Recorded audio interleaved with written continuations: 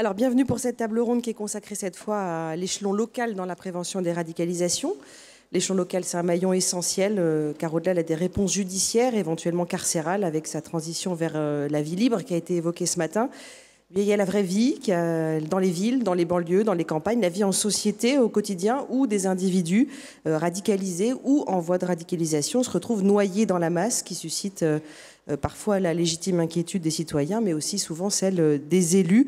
Et le débat récurrent sur les fichiers S et la question du partage d'informations vous aura sans doute pas échappé.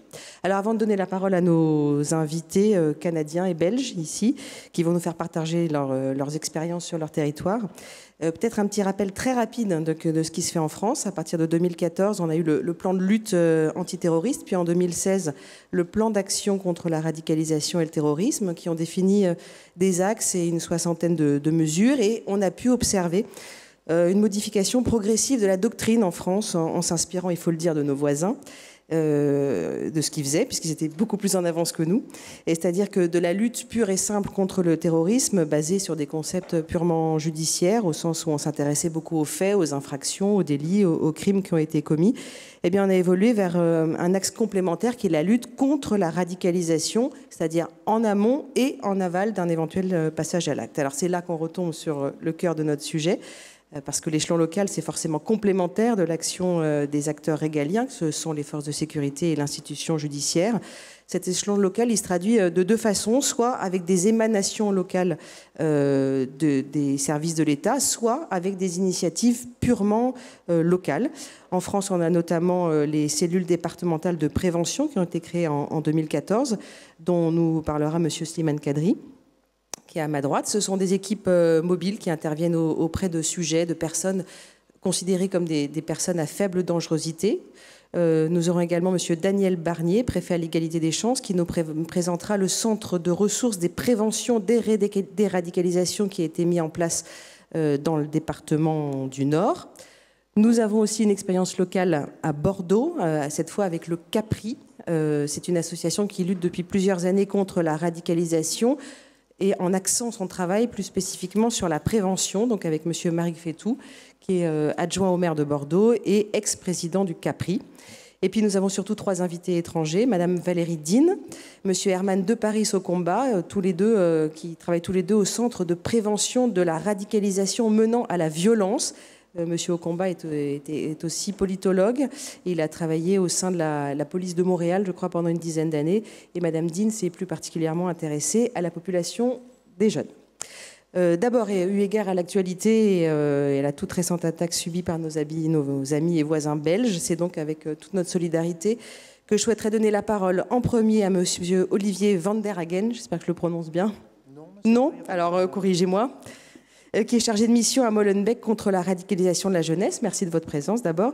Et je vous donne la parole pour présenter votre action et nous expliquer un petit peu sur quel levier vous vous appuyez, quelles sont les difficultés que vous rencontrez et éventuellement quelles sont les pistes d'amélioration que vous souhaitez explorer. Merci. Bonjour à tous. Je remercie d'abord les organisateurs pour l'invitation. Donc, je viens de Molenbeek, cette petite bourgade bruxelloise connue mondialement pour sa fabrique de djihadistes. Évidemment, on est très loin de la réalité, mais ça n'empêche pas de pouvoir se poser les bonnes questions pour savoir ce qui s'est réellement passé. C'est ce que je vais tenter en partie de faire lors de mon intervention. Alors, la Belgique, ce n'est pas la France, c'est un État fédéral. Donc on considère souvent les Français comme étant plus intelligents que les Belges, mais en 10 minutes, ce sera impossible d'expliquer comment fonctionne la Belgique. C'est trop compliqué. Peut-être mes collègues canadiens, puisque c'est un État fédéral, auront peut-être plus de facilité, mais en tout cas, savoir qui est compétent pour la prévention, le radicalisme en Belgique, c'est impossible, puisque chaque niveau de pouvoir, l'entité fédérale, les régions, les communautés, sont compétentes dans leur domaine d'action. Et donc chacun fait beaucoup de choses par rapport à la radicalisation, mais il y a très peu de synergies qui existent. Ce qui fait que toutes les politiques publiques de sécurité et de prévention sont généralement implémentées depuis l'échelon local. Ce qui fait que moi, je gère un dispositif qui fait 150 personnes, qui évidemment ne travaille pas que sur la prévention du radicalisme violent, mais qui s'occupe toute une autre série de problématiques, la médiation de quartier, le travail de rue, la diminution du sentiment d'insécurité, décrochage scolaire, etc., etc., etc. Alors, Si je vous dis ça, c'est parce que les événements récents qui ont été rappelés, le drame de Liège, dont vous avez sans doute entendu parler, remettent encore une fois en Belgique en question qui fait quoi. La détection du radicalisme en prison est une compétence de l'État fédéral. Par contre, le suivi des conditions de libération est une compétence des communautés. Les dispositifs de prévention sont financés par les régions. Donc, peu de synergie, pas de réelle coordination, et donc ce qui fait que parfois, il y a un manque de lecture transparente avec cet échelon local qui est vraiment indispensable. Alors, quand on parle de radicalisation violente au niveau d'une municipalité, il faut tout d'abord tomber d'accord sur une définition. Moi, j'ai repris en tout cas la définition de Farhad Khosrow-Khavar, qui semble faire compromis en tout cas dans le monde francophone, qui explique finalement qu'il y a deux composantes à ce phénomène, l'extrémisme, une idéologie extrémiste et le passage ou l'action violente. Alors, ce qui est intéressant dans cette définition, c'est qu'elle est neutre, c'est-à-dire qu'on ne nous dit pas si c'est l'idéologie qui conduit à l'action violente ou bien c'est la propension à la violence qui, à un moment donné, va rencontrer une offre idéologique qui va permettre, en tout cas, de perpétrer une attaque terroriste. Et donc, on peut considérer ces deux composantes, à maints égards, comme des variables indépendantes. L'idéologie et l'action ou le recours à l'action violente. Et donc, au niveau local, ces deux composantes font qu'on est confronté à un terreau fertile et une propagande. Donc, très rapidement, nous, on a compris qu'il était impossible à l'échelon municipal de pouvoir travailler sur la propagande, essentiellement en ligne ou des recruteurs sur l'espace public. Et donc, on a décidé de travailler plus sur le terreau fertile, c'est-à-dire les conditions de possibilité qui font qu'à un moment donné, un jeune puisse s'insérer dans un processus de radicalisation.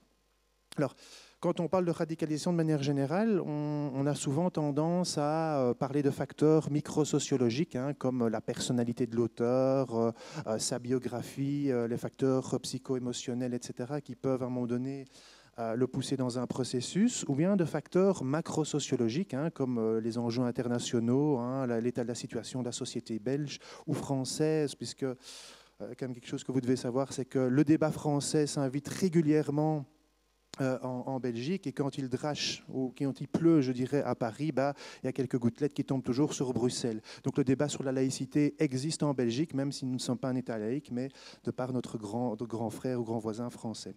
Moi, je m'intéresserais plutôt à l'échelon local aux facteurs mésosociologiques, c'est-à-dire les facteurs environnementaux qui permettent à un moment donné de dire, voilà, il existe certains facteurs proprement locaux, propres à une localité, qui fait qu'à un moment donné, on peut expliquer une situation de jeunes embrigadés dans des processus de radicalisation. Et donc moi, j'en vois essentiellement 4. Je ne vais pas les expliciter en long et en large, je vais juste les citer. Mais le premier facteur pour moi, c'est la polarisation de la société, c'est la dynamique de eux contre nous, avec une population molenbeekoise, avec tout ce qu'elle a vécu, qui a tendance à se polariser et à se définir contre quelque chose plutôt que de manière inclusive. Deuxièmement, juste après les attentats de Charlie Hebdo, vous avez peut-être entendu parler des attentats avortés de Verviers. Donc, je ne sais pas si ça a été relaté dans la presse internationale, mais en tout cas, c'est la première fois qu'on entendait parler de ce fameux Abdelhamid Abaout, qui est le cerveau présumé des attentats du Bataclan et de Paris en novembre 2015. Et notre cher Abaout fomentait un attentat en Belgique. Et donc, dans la plan qu'ils ont retrouvé à Verviers, on a retrouvé un plan du commissariat de Molenbeek, commissariat de police. Et donc moi, je me suis posé la question, tiens, pourquoi le commissariat serait-il visé ? Tout comme on peut se poser la question, pourquoi cet énergumène qui est sorti de prison il y a quelques jours en Belgique s'en est pris à des policiers ? N'y a-t-il pas un contentieux historique, un passif historique entre la police et certains jeunes dans des quartiers difficiles. Et j'ai pu déjà échanger avec des collègues de Lunel, de Trappes, etc. Ils me disent que c'est exactement le même contexte qui se joue, en tout cas dans certaines banlieues françaises. Donc je pense qu'il y a là quelque chose à comprendre dans la dynamique sociale et comment certains enjeux sociétaux se retraduisent dans des relations conflictuelles avec la police. Troisième facteur, c'est le mode de socialisation tribal, voire teinté de virilité, de toute une série de jeunes qui sont très, très attirés par les sports de combat, par la violence, par l'occupation privatiste de l'espace public et par l'insertion dans des sous-cultures déviantes, notamment le trafic de drogue, la petite délinquance. Tous les gens qui ont perpétré des attentats terroristes qui provenaient de Molenbeek. Ce sont des gens qui étaient connus pour des délits de droit commun, qui sont passés par des institutions de protection de la jeunesse, par la case prison, qui se sont radicalisés en prison, dont certains n'ont même pas été vers des zones de combat, mais qui sont passés à l'action terroriste. Il faut bien comprendre cette sous-culture spécifique. Il faut la prendre en ligne de compte pour comprendre de quoi on parle. Et enfin, quelque chose qui n'est pas propre au radicalisme violent, mais qui est véritablement un fléau, en tout cas auprès de notre jeunesse, c'est le complotisme et les théories du complot, qui fait qu'à un moment donné, on va se positionner contre les normes défendues par la société et contre le discours officiel. Et donc, toute la médiatisation qu'il y a eu sur des quartiers comme Molenbeek ou des municipalités comme Molenbeek fait qu'à un moment donné, il devient extrêmement difficile d'avoir un discours cohérent et d'être une figure légitime, en tout cas en tant qu'acteur social, pour travailler avec des jeunes. Alors, au-delà de ces facteurs mésosociologiques et de tous les facteurs que j'ai déjà pu énumérer, la commune a essayé de développer deux approches. Tout d'abord, une approche administratif. Alors, je pense qu'il n'y a pas vraiment l'équivalent en France, mais c'est à discuter, donc j'attends un petit peu l'intervention de mes successeurs. Chaque municipalité en Belgique doit constituer ce qu'on appelle une cellule de sécurité intégrale locale, qui permet, sous l'égide du maire, avec la police locale, les services sociaux, les services d'inclusion, etc., et d'autres services administratifs, qui permettent d'échanger de l'information sur des individus qu'on va considérer comme potentiellement dangereux. Alors, qui sont les individus potentiellement dangereux? C'est ce qu'on appelle en Belgique des Foreign Terrorist Fighters, donc des individus qui sont passés vers des zones de combat ou qui sont suspectés d'avoir fait du recrutement pour des départs ou qui ont tenté de partir vers des zones de combat. Alors ça, on est jusqu'en 2016. Depuis 2016, en Belgique, il y a 4 cas connus de départ vers des zones de combat, donc ce n'est plus vraiment à l'ordre du jour. Depuis, on a changé un peu de nomenclature, on parle plutôt de Homegrown Terrorist Fighters, donc d'individus qui ne sont pas passés par des zones de combat et qui se radicalisent selon des vecteurs indirects, donc ils font sans doute des attentats d'inspiration daéchienne, mais certainement pas, qui ne sont pas passés des zones de combat, voire même par la case prison. Alors, il y a évidemment des obstacles, pouvoir échanger de l'information entre policiers, éventuellement magistrature et travailleurs sociaux. Donc nous sommes liés au secret professionnel, ce qui parfois rend les choses assez complexes, d'autant plus que pour évaluer le degré de dangerosité d'un individu au sein d'une cellule administrative, ça devient assez compliqué. Donc c'est une phase test depuis 2 ans qui est en train d'être évaluée par les autorités supérieures en Belgique, mais qui devra, à mon avis, être prolongée, mais recadrée. Alors à côté de cette approche administrative, il y a une approche qui est dite préventive, et donc qui est opérationnalisée depuis la commune et depuis mes services, où on a tenté de développer depuis fin 2014, donc un peu in tempore non suspecto, comme on dit, 4 axes de travail. Premier axe de travail, c'est le suivi individualisé. Donc très rapidement, en 2014, on s'est rendu compte que c'était les familles qui étaient les premiers vecteurs de dossiers et les premiers appelant pour une prise en charge par rapport à certains dossiers. Et donc, entre 2014 et 2016, on a quand même eu pas mal de familles. On a quand même entre 60 et 70 dossiers ouverts via des familles qui sont venues nous interroger, demander un soutien ou un suivi pour un individu qui se radicalisait. Alors, petit à petit, on a pu toucher toute une série de ces individus par des biais différents, la police, les réseaux locaux, associatifs ou les familles, pour tenter d'assurer un suivi que je vais un peu vous décrire tout de suite. Alors, deuxième axe de cette approche préventive, c'est l'insertion socio-professionnelle. Il faut quand même savoir que quand un individu veut sortir d'un processus de radicalisation ou veut clairement sortir du champ pénal ou d'une procédure pénale parce qu'il a été remis en liberté, qu'il a purgé sa peine ou que sais-je, l'insertion socio-professionnelle est le premier levier qu'on peut actionner. En tout cas, c'est le premier besoin que ces individus expriment. Moi, je peux vous dire que la majorité des radicalisés ou étiquetés tels avec lesquels je travaille, ce sont des individus qui disent « moi, je veux oublier le passé, moi, je veux me concentrer sur le futur » et le premier levier d'action, c'est véritablement l'insertion socio-professionnelle.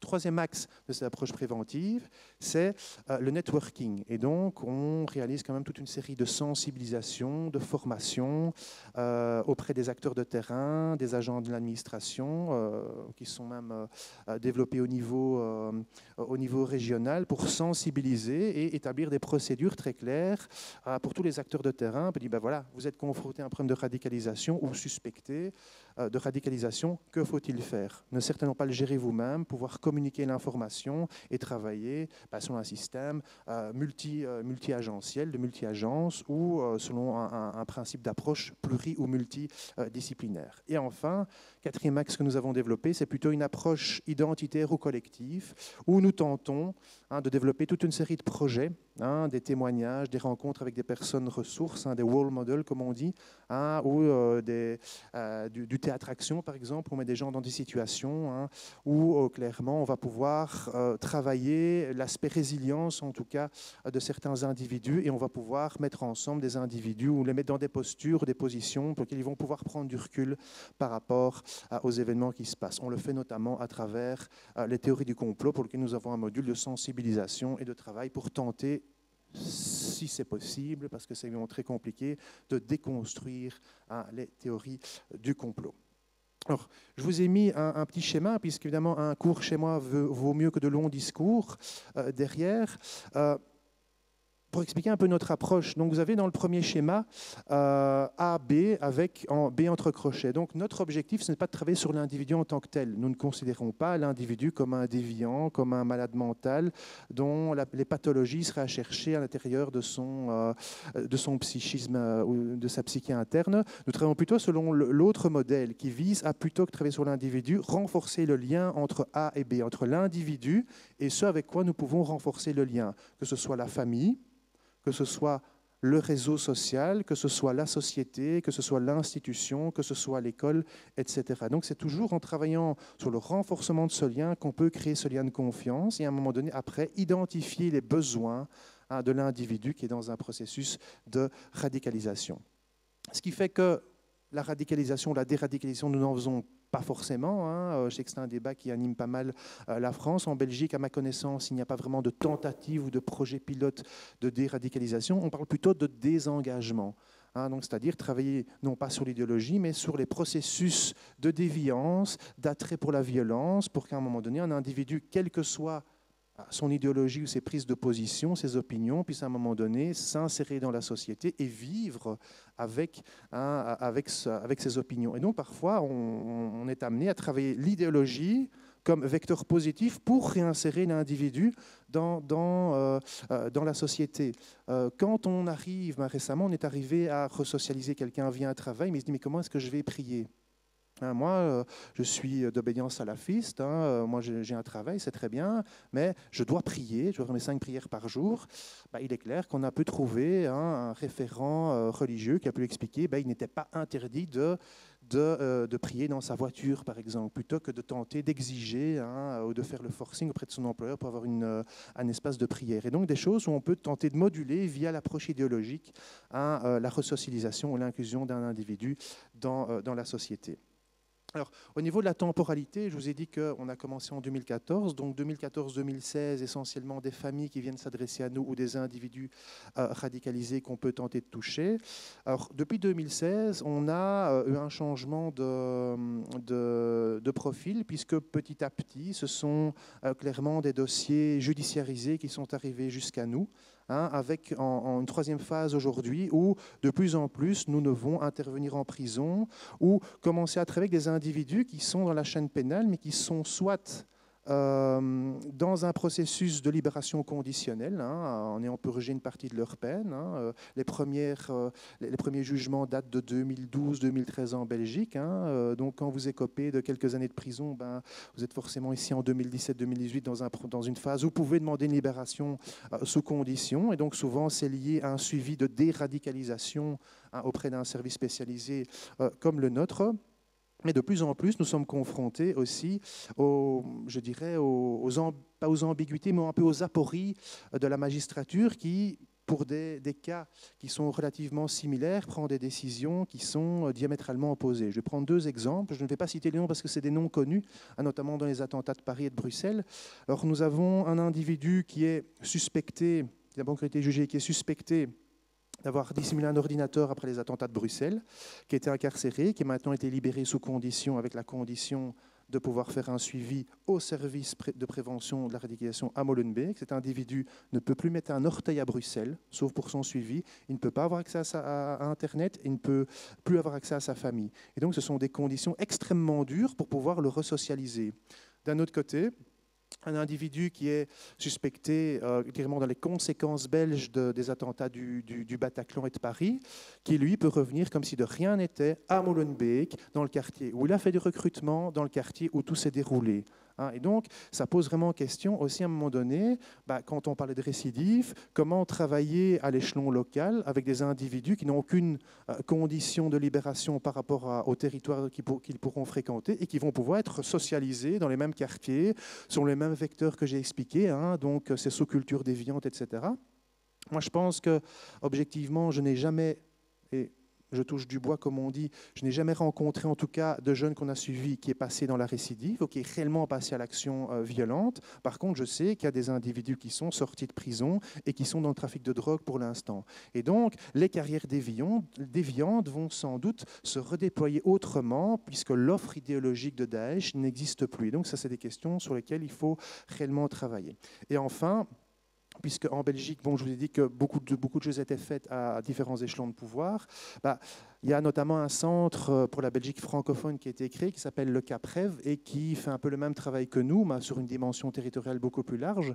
Et donc, nous, on s'est clairement positionné par rapport à ça pour dire le suivi individuel ne devait pas être forcément notre core business, où il devait évoluer. Et donc, de plus en plus, on évolue sur, non pas la prévention du radicalisme violent, mais plutôt sur la prévention de la polarisation sociale. Tous les événements qu'on a connus et le focus mis sur des quartiers comme Molenbeek ont fait qu'à un moment donné, la dynamique sociale s'est transformée.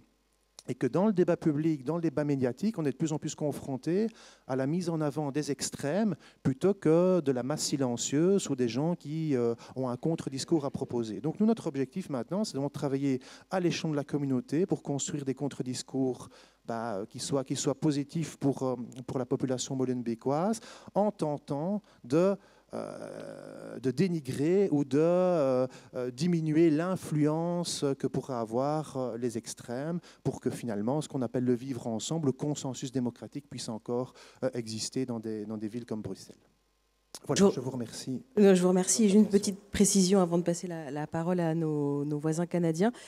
Parce qu'en France, c'est souvent un distinguo qu'on fait. Est-ce que vous travaillez avec des personnes qui sont sous main de justice ou vous travaillez sur la base du volontariat? Parce que c'est quand même assez différent. Quels sont les publics que vous visez? Nous ne travaillons pas sous mandat strict, c'est-à-dire un juge qui va dire « je vous impose de faire un suivi au service de Molenbeek et il n'y a plus de secret professionnel, vous rendez compte ». On ne le fait pas. On ne le fait pas encore. Moi, j'aimerais qu'on le fasse, mais il faut des conventions, etc. Par contre, on travaille sous mandat semi-volontaire, c'est-à-dire que le juge prononce une condition de libération disant « vous devez suivre un suivi ». Vous nous proposez le service de votre choix. Moi, j'habite Molenbeek, je vais faire le suivi avec le service prévention de Molenbeek. Donc, c'est sur une base volontaire. Si le courant ne passe pas, le lien de confiance ne peut pas être constitué, rien n'empêche la personne de pouvoir aller chercher dans une autre commune ou dans un autre service ce soutien et ce type de suivi. Je vous remercie. Alors, on va passer la parole maintenant au Canada avec M. Herman de Paris au combat. Est-ce que vous pouvez nous présenter ce que vous faites au Centre de prévention de la radicalisation menant à la violence? Déjà, pourquoi est-ce que vous avez choisi ce terme?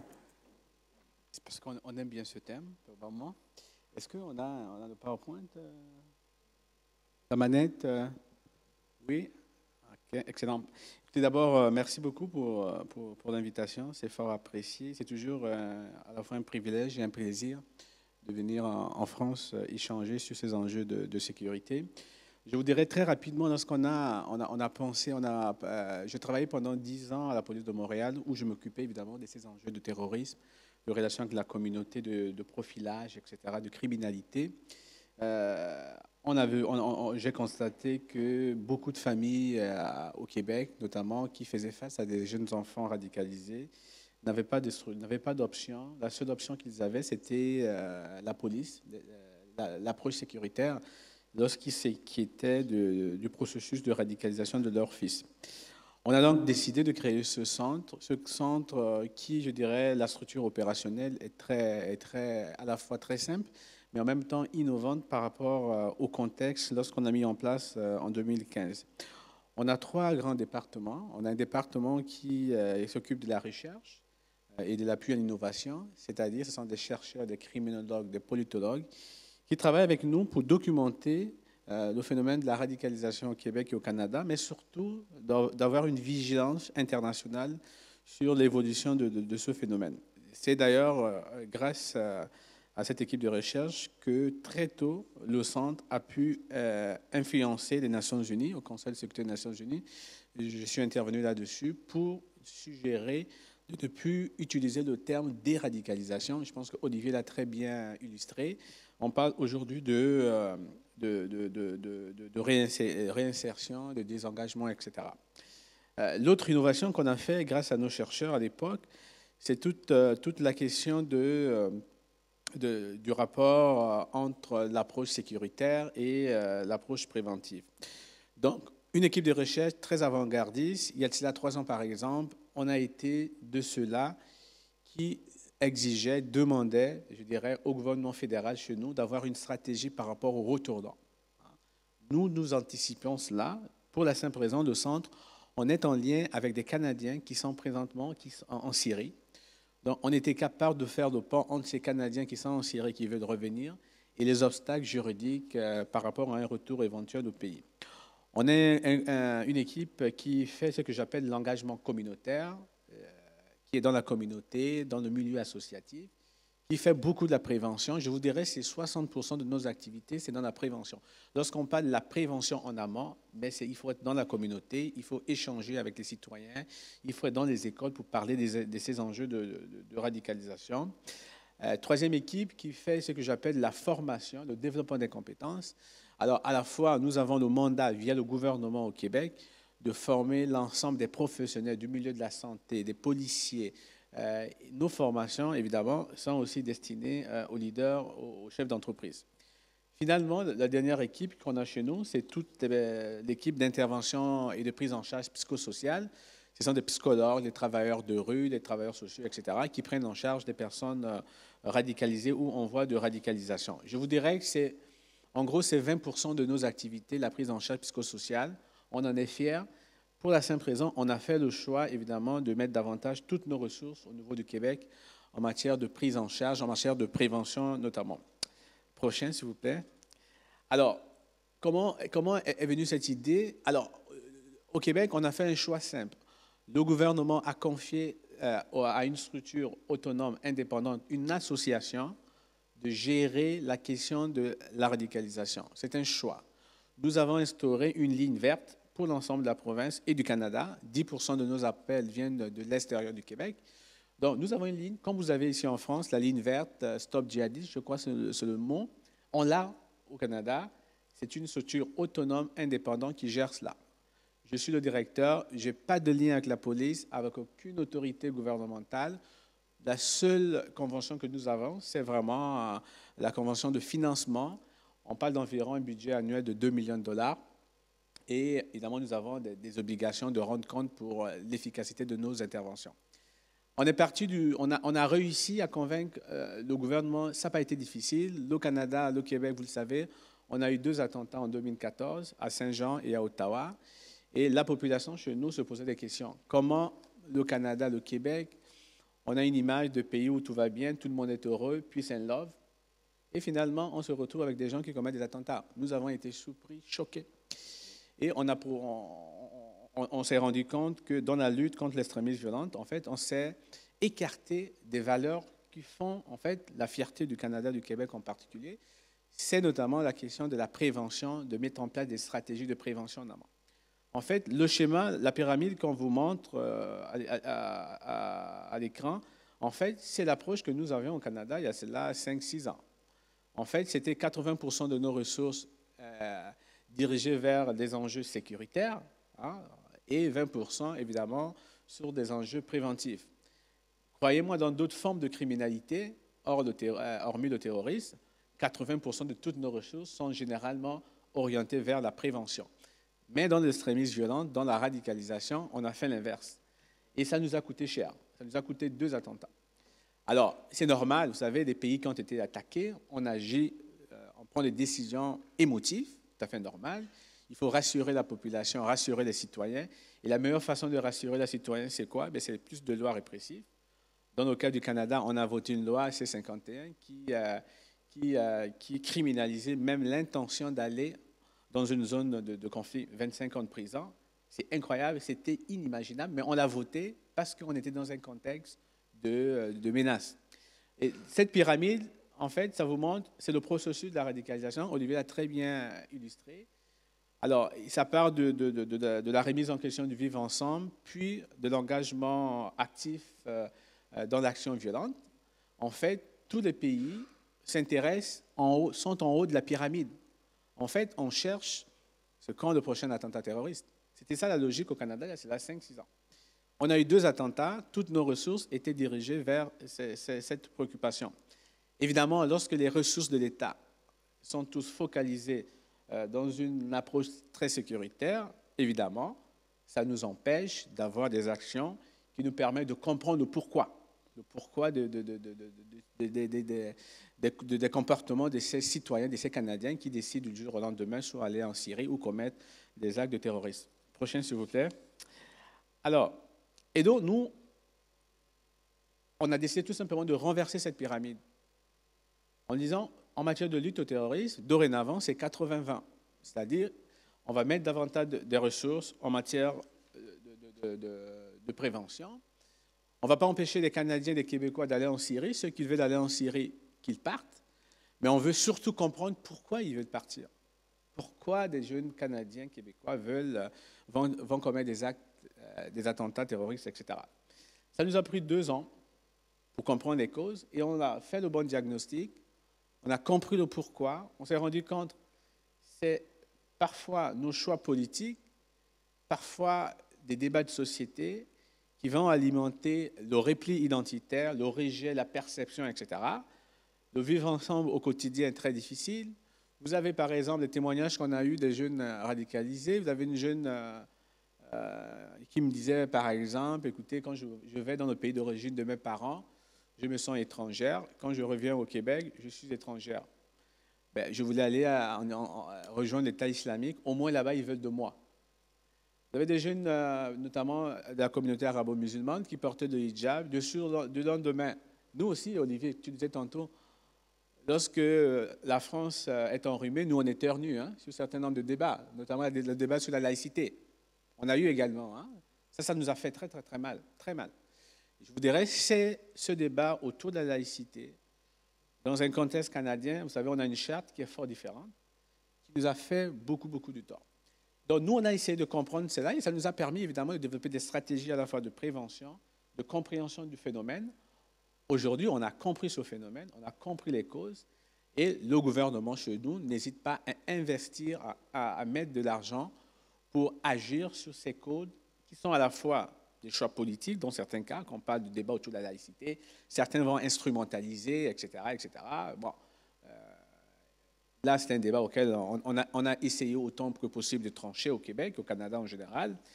Puis, il y a eu aussi des manquements au niveau de l'engagement socio-communautaire et le gouvernement chez nous, évidemment, est en train de faire cela. Donc, en renversant la pyramide, en mettant davantage des ressources dans la compréhension du phénomène, dans les stratégies de prévention, etc., on a aussi voulu donner une autre alternative aux familles qui, lorsqu'ils sont prises avec un membre de la famille qui se radicalise, d'appeler la police. Lorsqu'on appelle la police, on prend le risque que votre enfant soit judiciarisé. Donc, au Québec, les gens qui appellent le centre, par exemple, ils sont garantis de la confidentialité. Ils savent que la police ne sera jamais informée tant aussi longtemps que nous n'avons pas l'information qu'il y a un danger imminent pour la société. En fait, c'est le prix à payer. Je vous dirais, on va voir les chiffres tantôt, 99% des gens qui appellent au centre, 99% des cas que nous avons au centre, ce sont des cas que la police, le système de service de renseignement n'a pas. Donc, ça veut dire que je suis l'homme à abattre. J'ai des renseignements, j'ai des données que la police n'a pas. Et là, c'est toute la complexité lorsqu'on parle des obstacles qu'on a rencontrés. Donc, on a fait ce choix de société qui est la prévention, la prévention, la prévention et la sécurité après. On fait une bonne prévention, on aura moins de cas de radicalisation et on le voit sur le terrain, ça commence à porter fruit. Suivant, s'il vous plaît. Alors, un élément qu'on a fait par rapport à d'autres pays, c'est que nous avons décidé, avant de créer la structure, on a fait des sondages, on a écouté ce que nous disaient les citoyens. On voulait éviter de tomber dans nos pièges de la stigmatisation. on a décidé de s'occuper de toute forme de radicalisation, extrême droite, gauche, etc.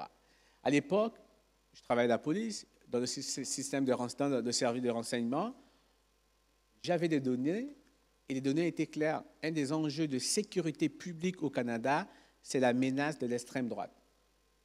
Évidemment, à l'époque, c'est le djihadisme qui intéressait tout le monde, les médias. Et nous, on a fait ce choix en disant, on va s'occuper de toute forme de radicalisation. Ça fait en sorte que les parents, notamment ceux qui étaient aux prises avec des enfants radicalisés politico-religieux, lorsqu'ils appellent le centre, ils savent que ce n'est pas un centre contre les musulmans. Ce n'est pas un centre contre les homosexuels. Non, c'est un centre contre des comportements. Et ça nous a permis, évidemment, de faire des progrès en termes de prévention. L'exemple que je vous prends, vous savez, on a eu un attentat dans une mosquée à Québec en janvier 2017.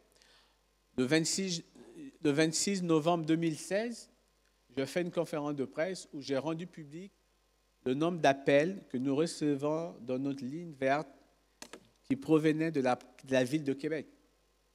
On s'est rendu compte en 9 mois, le nombre d'appels liés à l'extrême droite a triplé dans la région de Québec. J'ai interpellé les autorités publiques en disant « Je suis inquiet de tout ce qui se passe à Québec ». Après ma conférence de presse, tous les médias au Québec, au Canada, voulaient ma tête en me disant « Je cache la vérité, le problème c'est l'islam, ça n'a rien à voir avec l'extrême droite, on est rendu que nous autres, on est des racistes, etc. » Alors, j'avais même honte de sortir là. Tout le monde voulait ma tête. Les médias. Alors, on est le 26 novembre et le 29 janvier, 2 mois après, il y a eu l'attentat de Québec. Je suis devenu l'ami des médias. En disant, ah ouais, il avait vu juste. On l'a vu juste parce que les citoyens nous ont interpellés là-dessus.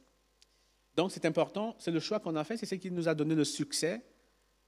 C'est qu'on ne cible pas une communauté, encore moins une criminalité. C'est vraiment l'ensemble des formes d'extrémisme qui nous intéressent au niveau du Canada. Prochain, s'il vous plaît.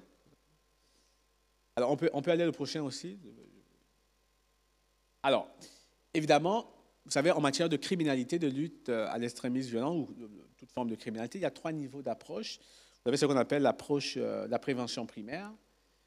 C'est de là où nous mettons beaucoup de ressources au niveau du Canada en termes d'approche. On met beaucoup de ressources. Je vous disais 60%, c'est la sensibilisation, l'éducation, outiller les organismes communautaires, financer des projets. Ça, c'est le gros de nos activités.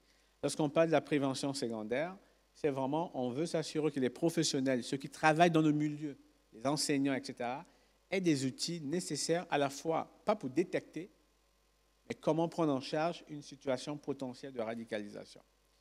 Et finalement, la prévention tertiaire, c'est lorsqu'on est aux prises avec une personne radicalisée. Et là, ça exige des compétences assez poussées là-dessus. Donc, c'est ces 3 niveaux d'intervention qui vont guider évidemment nos réponses, nos réactions face à la question de l'extrémisme violent. Suivant, s'il vous plaît. Alors, comment ça se passe concrètement? Alors, 90% des cas que nous avons au centre, on va voir des chiffres tantôt, ce sont des parents, des enseignants, des frères qui nous appellent. Très peu, je vous dirais, je n'ai pas des cas qui me sont référés par la police. En fait, j'en veux même pas. Par expérience, on a des cas qui ont été référés par la police. C'est des cas où, généralement, la personne vient par obligation. C'est la même chose lorsque c'est des cas référés par des tribunaux. C'est très complexe. Et c'est très peu. J'ai des cas, peut-être une dizaine, c'est des juges qui vont nous envoyer, mais c'est rare. Les juges ont davantage besoin du centre, c'est pour des analyses lors des procès, de nous demander nos opinions, nos analyses par rapport à un cas, mais c'est rare qu'ils nous confient des cas, mais il n'y en a pas beaucoup anyway. Vous savez, juste pour des chiffres, pour l'ensemble du Canada, on parle d'environ 180 Canadiens qui sont allés en zone de l'État islamique, 180, sur une population de 34 millions, vous voyez, c'est rien. Le Québec, on parle d'environ une trentaine, vous voyez, donc il n'y en a pas beaucoup, hein, on n'a pas un grand bassin non plus. Donc, ça rentre via la ligne, via les proches. Il y a une analyse qui est faite via une équipe multidisciplinaire, des sociologues, des politologues. On essaie d'avoir une vision à 360 sur le cas. Il y a une évaluation qui est faite par une grille d'analyse du niveau de radicalisation et de dangerosité, une grille qui a été testée, validée par des spécialistes. À partir de là, il y a un plan d'intervention qui est mis en place, il y a un suivi, la réinsertion. Nous avons tout un réseau de partenaires, à la fois privés, publics, pour toutes les approches de réinsertion sociale. Donc, pour le centre, c'est facile. Par exemple, on a des partenaires au niveau de l'employabilité où je peux appeler lorsque j'ai un jeune que je veux réinsérer, de trouver un emploi. Ou un jeune qui veut repartir à l'école, on va mettre en place tous les moyens nécessaires. Donc, le réseau a été ficelé. Les partenaires, on les a convaincus de la nécessité d'agir de la sorte. À la fois, c'est important, c'est bon pour l'image, par exemple, des entreprises privées, c'est bon pour les affaires, d'avoir une société, une entreprise citoyenne engagée dans ces causes. Donc, on a essayé un peu de convaincre la plupart des personnes. Suivante. Alors, là, vous voyez, juste pour cette année 2018, c'est quand même beaucoup. On a quand même 30 cas qui sont des cas lourds de radicalisation qui sont pris en charge chez nous. 30, c'est beaucoup. Beaucoup pour le contexte du Québec. C'est incroyable. Donc, c'est des cas qui prennent beaucoup de temps, qui prennent toute une expertise et qui nous demandent beaucoup de ressources en termes de prise en charge psychosociale. Suivant, s'il vous plaît. Alors, ça, c'est vraiment des chiffres, je dirais, pour le nombre d'appels qu'on reçoit dans notre ligne verte depuis les 3 dernières années. On est parti, là, en 2015, on avait environ 700. En 2016, environ 1000. Et là, pour l'année 2017, on est environ à 1200. Donc, les chiffres sont en croissance. Les cas de radicalisation sont en croissance également. Par contre, fait étonnant, depuis 2016, le nombre de signalements des cas d'extrême droite ont triplé. Alors, on a moins de situations de radicalisation. En 2017, prochain s'il vous plaît, en 2017, par exemple, le nombre de cas, ça c'est le nombre de cas qu'on a, par exemple, liés à la radicalisation religieuse. En 2017, on parle d'environ 78. Et quand on parle de l'extrême droite, nous avons environ 150. Donc là, on le voit de plus en plus, la question de l'extrême droite devient définitivement un enjeu de sécurité publique au Québec pour l'instant. Je vous ai dit aussi au début que lorsqu'on a un cas, on estime qu'il y a un danger. C'est la seule entente qu'on a avec le gouvernement et les services de police. Et c'est une obligation légale des professionnels. Lorsqu'on a un cas où on estime qu'il y a un danger, on a une obligation d'informer la police. En 2015, par exemple, j'ai transféré 8 cas. En 2017, j'ai transféré 12. En 2017, 24. C'est pas beaucoup, hein? Sur 1000 appels par année, c'est pas grand-chose. Évidemment, la police veut que je transfère davantage. Et moi, je dis non. Je transfère lorsqu'il y a un cas, lorsqu'il y a une situation de risque. Pour la simple raison, si je transfère tous les cas à la police, personne n'appellera plus au centre, c'est volontaire. Et le lien de confiance va être ébranlé. Et les gens qui appellent au centre sont les gens qui n'appellent pas à la police.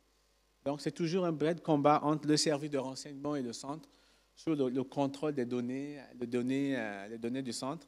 L'avantage qu'on a au Québec, on a une protection, on a un soutien sans faille du gouvernement qui nous protège, qui protège cette indépendance du centre. Prochain, on va aller vite. Alors, donc, au niveau du centre, en fait, on agit comme un OPS. L'idée, c'est le centre, des ressources autour de nous qui nous permettent évidemment d'appuyer notre travail. Prochaine. Alors, comment on fait concrètement sur le terrain lorsqu'on parle de prévention? Je vais laisser Valérie pour... Merci, Herman. Donc, moi, je travaille sous l'équipe d'engagement communautaire au centre et puis je vais vous parler un petit peu de nos activités de prévention primaire qui ont toutes pour but la sensibilisation du grand public, mais notamment des jeunes aux enjeux de la radicalisation menant à la violence. Donc, pourquoi les jeunes? Pour des raisons que vous savez probablement très bien. Donc, ils sont à un âge qui est plus vulnérable, où ils sont en quête de sens, en quête de réponse. Et voilà. Donc, on utilise beaucoup l'art, que ce soit le dessin, que ce soit la musique, que ce soit le théâtre, comme façon pour sensibiliser les jeunes aux enjeux, mais aussi les engager dans un effort de prévention.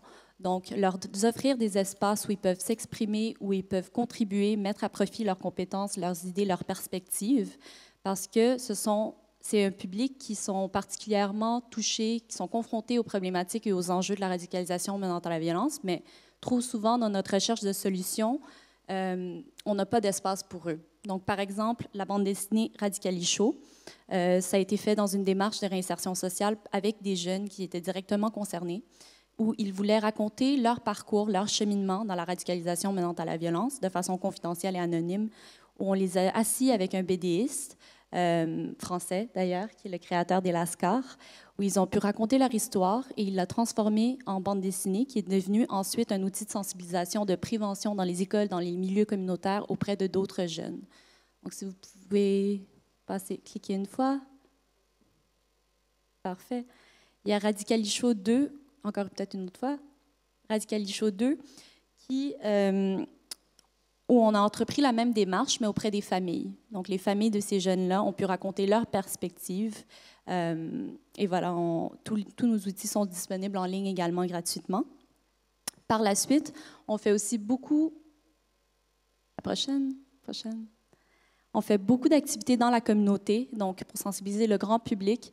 Par exemple, la structure d'art que vous voyez à gauche, où on a posé la question « Qu'est-ce que la diversité au Québec représente pour vous? » Ça a été fait avec des jeunes qui étaient suivis au centre au départ, puis on l'a ouvert à la communauté par la suite. On a travaillé avec une artiste, un sculpteur, pour créer cette œuvre. Et on travaille beaucoup en partenariat aussi, notamment pour créer une pièce de théâtre qui racontait 3 parcours de radicalisation différents, donc de l'extrême droite, l'extrême gauche et le politico-religieux. Et maintenant, il y a une tournée de cette pièce de théâtre dans les écoles, dans les cégeps. Puis ça nous permet aussi d'ouvrir les espaces de discussion par la suite pour aborder les enjeux avec les jeunes de façon indirecte à travers des tables rondes, des panels de discussion, des témoignages aussi de personnes qui ont vécu la radicalisation. Notamment, on peut passer à la prochaine diapositive. Notamment, on a créé une campagne de sensibilisation qui s'appelle « Et si j'avais tort, j'en parle, j'apprends ». Elle a été lancée en septembre 2017.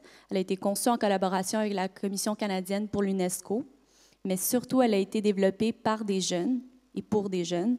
Donc, 17 stagiaires québécois 17 jeunes québécois ont été recrutés au centre sur un processus de création de 9 mois, processus qu'on a encadré, on les a outillés, et on leur a posé la question, quel genre de campagne de sensibilisation voulez-vous créer? Qu'est-ce qui vous rejoint? Qu'est-ce qui marcherait pour vous?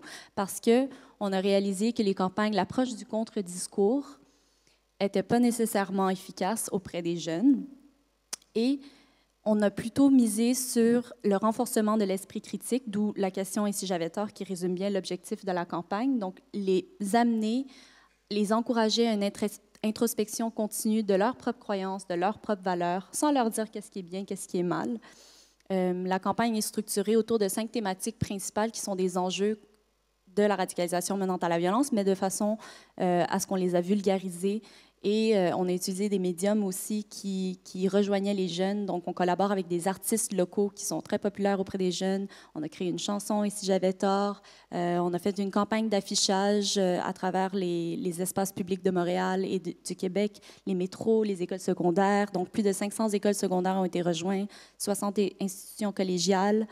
À travers la campagne, on fait aussi des ateliers de sensibilisation qui sont donnés par des jeunes eux-mêmes, qui ont été formés, outillés pour pouvoir les donner. Donc, il n'y a personne de plus crédible pour parler à un jeune qu'un autre jeune.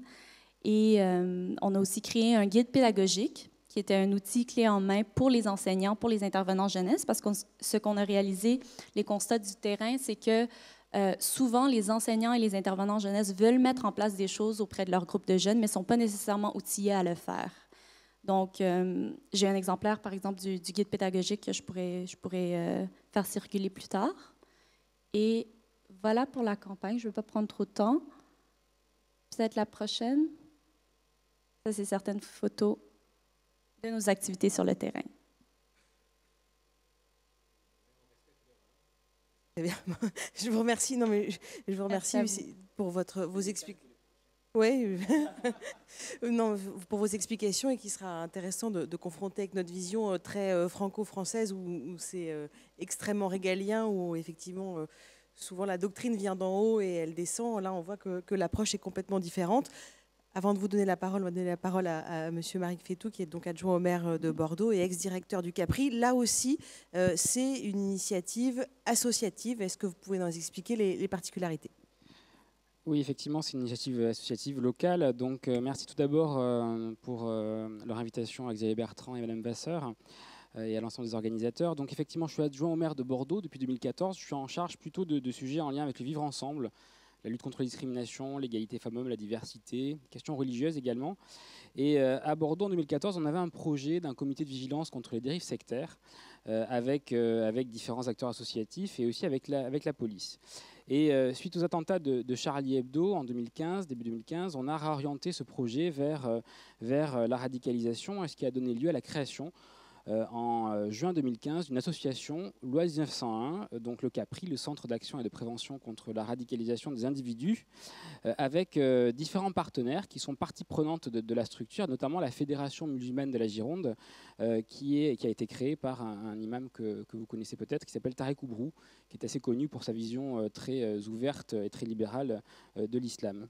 Il y avait également des associations comme Infosect, la mairie de Bordeaux, bien évidemment, était représentée par moi-même, et un soutien important également de l'État, hein, puisque la préfecture s'est beaucoup impliquée à l'époque, et le directeur de cabinet du préfet était vraiment très actif dans la création de la structure. Aujourd'hui, l'association elle est hébergée par la ville de Bordeaux, et le principal financement dont elle bénéficie, c'est l'État, via le FIPD. Il y a également un petit financement de la PJJ, et ce sont les collectivités également, la région et le département, qui permettent de boucler le budget, un budget qui est assez modeste, hein, puisqu'on est aux alentours au total de 200 000 €. Alors comment on a construit par an? Oui, c'est 200 000 € par an. Herman, tu ne nous as pas dit ton budget annuel, mais je crois que c'est au moins 10 fois plus. Ça montre aussi les écarts qu'il peut y avoir entre les politiques publiques. Et c'est vrai que peut-être au Québec, il y a moins d'investissements sur la prévention, ou il y avait moins d'investissements sur la prévention, sur la question de la lutte contre le terrorisme par rapport aux autres politiques publiques de sécurité. Mais en France, la prévention est quand même un peu le parent pauvre. Quand on entendait tout à l'heure qu'il y avait 5 millions d'euros pour la prévention de la récidive, ça fait quand même réfléchir. Enfin, toujours est-il que donc on a un budget relativement modeste, mais on est quand même très actif. Et ce qui est assez original, c'est que le projet, effectivement, il n'est pas venu penser d'en haut, hein. On n'a pas suivi une circulaire ministérielle, on n'a pas répondu à une demande de Paris. On a au contraire, on a benchmarké, on a regardé un peu ce qui se faisait ailleurs, et on participe à différents réseaux, notamment le Forum européen pour la sécurité urbaine, qui nous a permis d'aller à Liège, à Malmö, à Rotterdam, et de pouvoir échanger avec différents acteurs locaux qui étaient également engagés dans des actions de ce type. On est également dans le réseau Strong Cities, qui est un réseau international, hein, et d'ailleurs j'interviendrai en Australie en juillet sur cette thématique. Et puis on est aussi allé de notre propre chef à Berlin ou à Montréal, et on a passé un très agréable moment à pouvoir échanger avec nos collègues québécois qui sont sur ces questions très en avance. Et la deuxième particularité, c'est qu'au lieu de penser les choses d'un point de vue académique ou d'un point de vue théorique, on est parti du terrain. Et le terrain, c'est quoi? C'est les individus qui sont suivis a priori par la police, hein, pour radicalisation, puisque l'enjeu du dispositif, c'est de répondre à une demande qui est quand même en lien avec ce besoin-là. Et donc on a analysé, alors de manière anonyme, mais on a analysé quand même un peu les cas qui étaient suivis par la préfecture de la Gironde pour radicalisation, pour identifier quelles étaient les problématiques sur le terrain et pouvoir construire une réponse qui était adaptée à ces cas. Hein, donc on n'est pas parti des publications universitaires, même si elles ont bien sûr été prises en compte, mais on est parti au contraire de la réalité du terrain telle qu'il se présentait pour la police. Et donc, à la fois le parangonnage et l'étude de cas avec la police, hein, qui s'est fait dans un cadre universitaire et qui a donné lieu à un mémoire, a permis d'aboutir sur un dispositif que je vais vous présenter dans quelques instants. Alors, pour que ça puisse fonctionner, il y a quelques préalables quand même qui sont nécessaires. Je l'ai dit, pas de quelque chose de très pragmatique, ancré sur le terrain, et donc ça veut dire pas de paradigme explicatif principal. On n'est pas parti avec l'idée que la radicalisation, c'était un problème ou religieux, ou social, ou psychologique, ou psychiatrique. On est parti avec le principe qu'on allait prendre les gens tels qu'ils étaient sans essayer de leur plaquer des théories universitaires pour essayer de comprendre ce qui se passait d'un point de vue global, mais qui, du point de vue de l'individu, n'a pas forcément toujours de sens. L'autre dimension, c'est la conception qu'on peut avoir de la laïcité. On ne s'est pas coupé d'une possibilité de pouvoir faire appel à un de nos partenaires, qui est la Fédération musulmane de la Gironde, en fonction des besoins et pour répondre à certaines problématiques qu'on pouvait rencontrer. Et donc, on est une association qui travaille notamment avec des imams et qui peut y avoir recours, même si l'intervention des imams dans ce champ-là est relativement limitée, et j'en dirai quelques mots. Et le troisième préalable indispensable, c'est la notion de bienveillance. et considérer que ces jeunes, on peut quand même les aider. Ça m'amène à vous dire de suite qu'on n'est pas sur du haut de spectre, on n'est pas sur de la radicalisation extrêmement violente. On est plutôt sur des jeunes qui sont en situation de fragilité, même si on a aussi des jeunes qui sont en lien avec la sphère djihadiste. Et qu'on soutient également des familles qui ont un jeune qui est parti en Syrie. Mais on est quand même sur des formes de radicalisation qui sont quand même à un stade qui permet encore d'espérer un inversement du processus. Alors comment ça fonctionne? Tout dépend. Le départ, c'est vraiment la question de la demande. C'est vraiment quelque chose qui nous rapproche aussi du Québec. On ne peut pas travailler s'il n'y a pas de demande de la famille, essentiellement. S'il n'y a pas des gens autour du jeune pour pouvoir essayer de le sortir de cette dynamique, il n'y a pas de travail possible. Ça ne veut pas dire qu'on ne travaille pas aussi sur demande de la police, mais la police va plutôt donner nos coordonnées aux familles, et ce sont les familles qui vont nous contacter. Et si les familles ne sont pas demandeuses, on ne peut pas intervenir.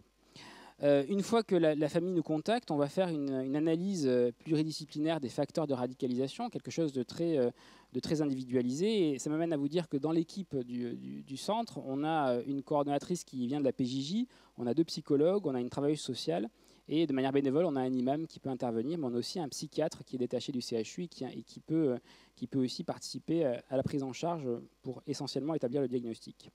Et donc, à partir de l'analyse pluridisciplinaire, on va avoir un programme qui sera adapté à chaque individu. Et pour essayer de simplifier et de schématiser un peu les choses, même si c'est compliqué parce qu'on est toujours face à des parcours, à des histoires et à des facteurs très individuels, et que faire rentrer les gens dans des cas, c'est quand même extrêmement complexe, on peut résumer les problématiques autour d'une typologie en 3 parties. D'abord, très clairement, il y a une partie des cas qui sont des cas psychiatriques. Alors, il y a des grands débats académiques. Est-ce que les gens qui ont des problèmes psychiatriques avérés sont radicalisés? Alors, c'est vrai que quand on a des problèmes psychiatriques, il n'y a pas d'idéologie. Ce n'est pas une adhésion à une idéologie. On est plutôt dans quelque chose qui est de la pathologie mentale, par définition. Mais il se trouve quand même que sur le terrain, ce sont des gens qui peuvent passer à l'acte. C'est des gens qui peuvent être dangereux. Et donc, à ce titre, ils préoccupent les services de police.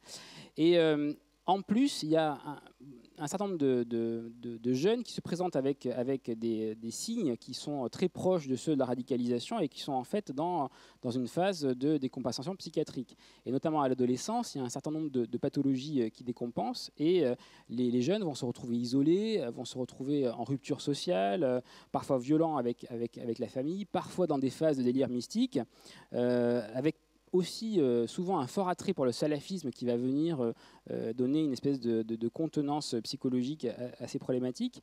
Et donc, vu de loin, ça ressemble à de la radicalisation. Et donc ça veut dire que dans notre diagnostic, bien évidemment, on doit prendre en compte cette dimension-là pour savoir s'il n'y a pas une problématique psychiatrique derrière.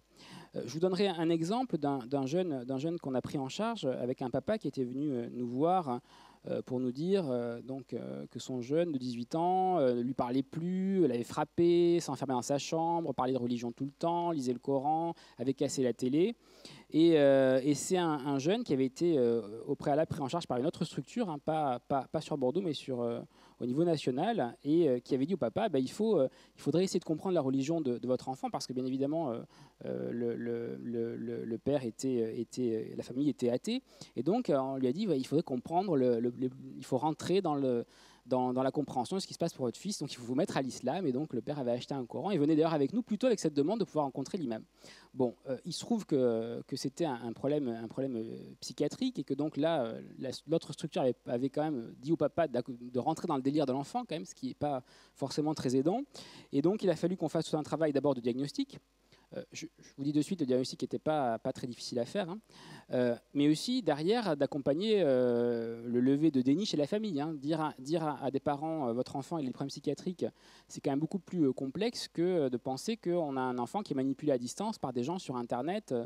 Donc c'est un travail très important de lever le déni avec la famille pour permettre l'accompagnement vers le soin. Bien évidemment, en ces cas-là, on en réfère au système de santé qui doit prendre en charge les jeunes. Donc ça, c'est le premier cas, c'est les problèmes psychiatriques. Et je salue Muriel Domenac, secrétaire générale du CIPDR, qui vient nous rejoindre. Deuxième grand type de cas, ce sont des jeunes qui sont en situation de vulnérabilité. C'est plus de la moitié, voire les 2/3 des jeunes qu'on suit. C'est des jeunes qui sont dans des périodes difficiles de l'adolescence. On sait que l'adolescence est une période de remaniement identitaire et donc qui vont être à la recherche d'une nouvelle identité et qui vont trouver dans une forme d'islam intégral, via la conversion ou la néoconversion, qui vont trouver quelque chose qui va venir leur donner cette identité qui est un peu fragile à l'adolescence. Et donc bien évidemment, quand les jeunes se convertissent dans un islam très rigoriste, ça crée des tensions avec les familles. Ça les isole, ils vont se retrouver rejetés et parallèlement, ils sont aussi en recherche spirituelle. Et la recherche spirituelle, elle se fait le plus souvent par Internet. Et sur Internet, on le sait, il y a des recruteurs et donc ils peuvent faire des mauvaises rencontres. Et donc s'ils rencontrent quelqu'un qui leur dit écoute, tu es rejeté par ta famille, mais viens nous voir parce que tu pourras vivre ta religion, on va être ta nouvelle famille, ton nouveau groupe, ta nouvelle communauté.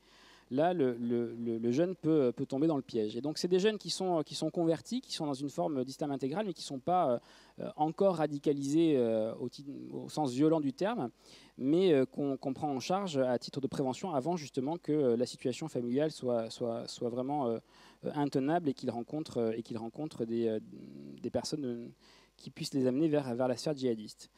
Et donc, le travail de la structure, là, à ce niveau-là, c'est essentiellement rétablir le lien entre les parents et l'enfant. C'est reconstruire du lien social et faire en sorte qu'il y ait un schéma social contenant autour du jeune pour qu'il ne se sente pas rejeté, mais qu'il se sente au contraire intégré. Il ne s'agit pas de le déconvertir ou de le déradicaliser, mais faire en sorte qu'il y ait un étayage autour de lui qui permette de pouvoir traverser sa crise d'adolescence, on va dire, de manière optimum. Et on a aussi un imam qui travaille avec nous et donc qui peut répondre à ces demandes spirituelles, sachant que c'est un imam donc, qui prône un islam totalement compatible avec les valeurs républicaines. Et donc, il vaut mieux qu'il puisse rencontrer cet imam plutôt qu'il aille sur Internet à la recherche d'éléments qui sont quand même le plus souvent sur Internet, malheureusement assez radicaux. Le troisième type de jeunes qui sont suivis, c'est des jeunes qui sont là clairement en lien avec la mouvance djihadiste, qui soit ont voulu partir faire le djihad, soit sont passés à l'acte de manière violente. Et ce sont des jeunes, alors c'est souvent des mineurs qu'on suit, ce sont des jeunes qui ont eu pour l'essentiel des traumas psychiques. Et donc là, il y a un biais important, puisqu'on n'a pas visibilité sur tout le spectre de la radicalisation, et notamment ceux qui sont les plus radicalisés, ce groupe-là, on n'en a qu'une partie. Donc l'hypothèse que l'on peut faire, c'est que nous sont orientés que des jeunes essentiellement mineurs, qui ont des problématiques psychosociales assez lourdes, et qu'on ne nous envoie pas ceux qui sont dans des formes beaucoup plus idéologiques de radicalisation. Et là, pour ce qui nous concerne, on a une prise en charge qui est psychologique, qui est sociale et qui est de très longue haleine. On est sur des jeunes qui sont vraiment radicalisés et sur lesquels il est quand même difficile d'agir. Il y a tout un contexte familial en général qui est assez problématique et sur lequel il faut pouvoir être efficace. Dans ce cas-là, les imams sont pas extraordinairement intéressants à utiliser, si ce n'est pour pouvoir proposer une première accroche avec le jeune. Quand on dit à un jeune viens voir Capri, la psychologue va te recevoir, ça marche beaucoup moins bien que quand on lui dit va voir tel imam. Et donc c'est une accroche quand même très utile qui permet de réinsérer le jeune déjà dans un dialogue plutôt que dans une relation de défiance. En complément à Capri, la ville de Bordeaux développe différentes choses. Il n'y a pas que la structure de prise en charge, on fait aussi beaucoup d'actions en termes de prévention primaire sur les questions de vivre ensemble, de dialogue interreligieux, qui participent de la lutte contre la polarisation de la société. Et on participe à 2 programmes européens qui sont Liaise et Bounce. Et donc on a organisé différentes formations, et notamment une formation pour développer la résilience chez les jeunes, qui était financé par l'Union européenne. Et donc ça a été organisé par la ville de Bordeaux, mais bien évidemment en lien étroit avec l'association Capri. Pour conclure, simplement, les limites quand même de l'exercice. Malheureusement, en France, on est quand même très centré sur la radicalisation islamiste liée à l'islam. Et quand je vois que nos collègues québécois travaillent sur toutes les radicalisations, je trouve ça vraiment très bien dans la mesure où il est vrai que, et d'ailleurs les services de renseignement nous le disent, il y a une montée de la radicalisation d'extrême droite et il faut se méfier aussi donc il y a un besoin, et il faut aussi se méfier des discours et du positionnement qu'on peut avoir, parce que rien que le fait de parler de radicalisation et d'en parler sous l'angle uniquement islamiste, ça a un effet polarisant sur la société. Ça laisse penser que finalement, il n'y aurait que l'islam qui peut devenir extrémiste et violent. Et d'ailleurs, je vois que le titre de colloque, c'est « Les radicalisations ». Et donc, je félicite les organisateurs d'avoir pensé qu'il y avait plusieurs formes de radicalisation. C'est vrai que ça serait quand même intéressant qu'on puisse ouvrir le champ, d'autant plus qu'au Capri, on a quelques demandes de formes de radicalisation qui ne sont pas forcément liées à l'islam, notamment liées à l'extrême droite. Et donc, ça serait assez logique qu'on puisse travailler sur d'autres champs. La deuxième limite de l'exercice, c'est la question de la confidentialité. On a les mêmes difficultés qu'Herman au Québec. C'est vrai que savoir ce qu'on doit transmettre à la police est quelque chose d'extrêmement complexe. Bien évidemment, quand il y a quelque chose qui menace directement la sécurité publique, ou qu'un enfant est sur le point ou a émis le souhait de partir faire le djihad, bien évidemment que les services sont saisis. Mais pour les signaux faibles, les cas de radicalisation qui sont dans le deuxième groupe que j'ai cité tout à l'heure, les cas de vulnérabilité, là, il y a des discussions qui sont parfois pas toujours très simples. Mais comme on a fait un gros travail pour acculturer les travailleurs sociaux à la discussion avec les services de police, et les services de police à la discussion avec les travailleurs sociaux, on y arrive. Et depuis mardi soir, on a un nouveau secrétaire général au sein du centre, qui est un ancien officier de la DGSI.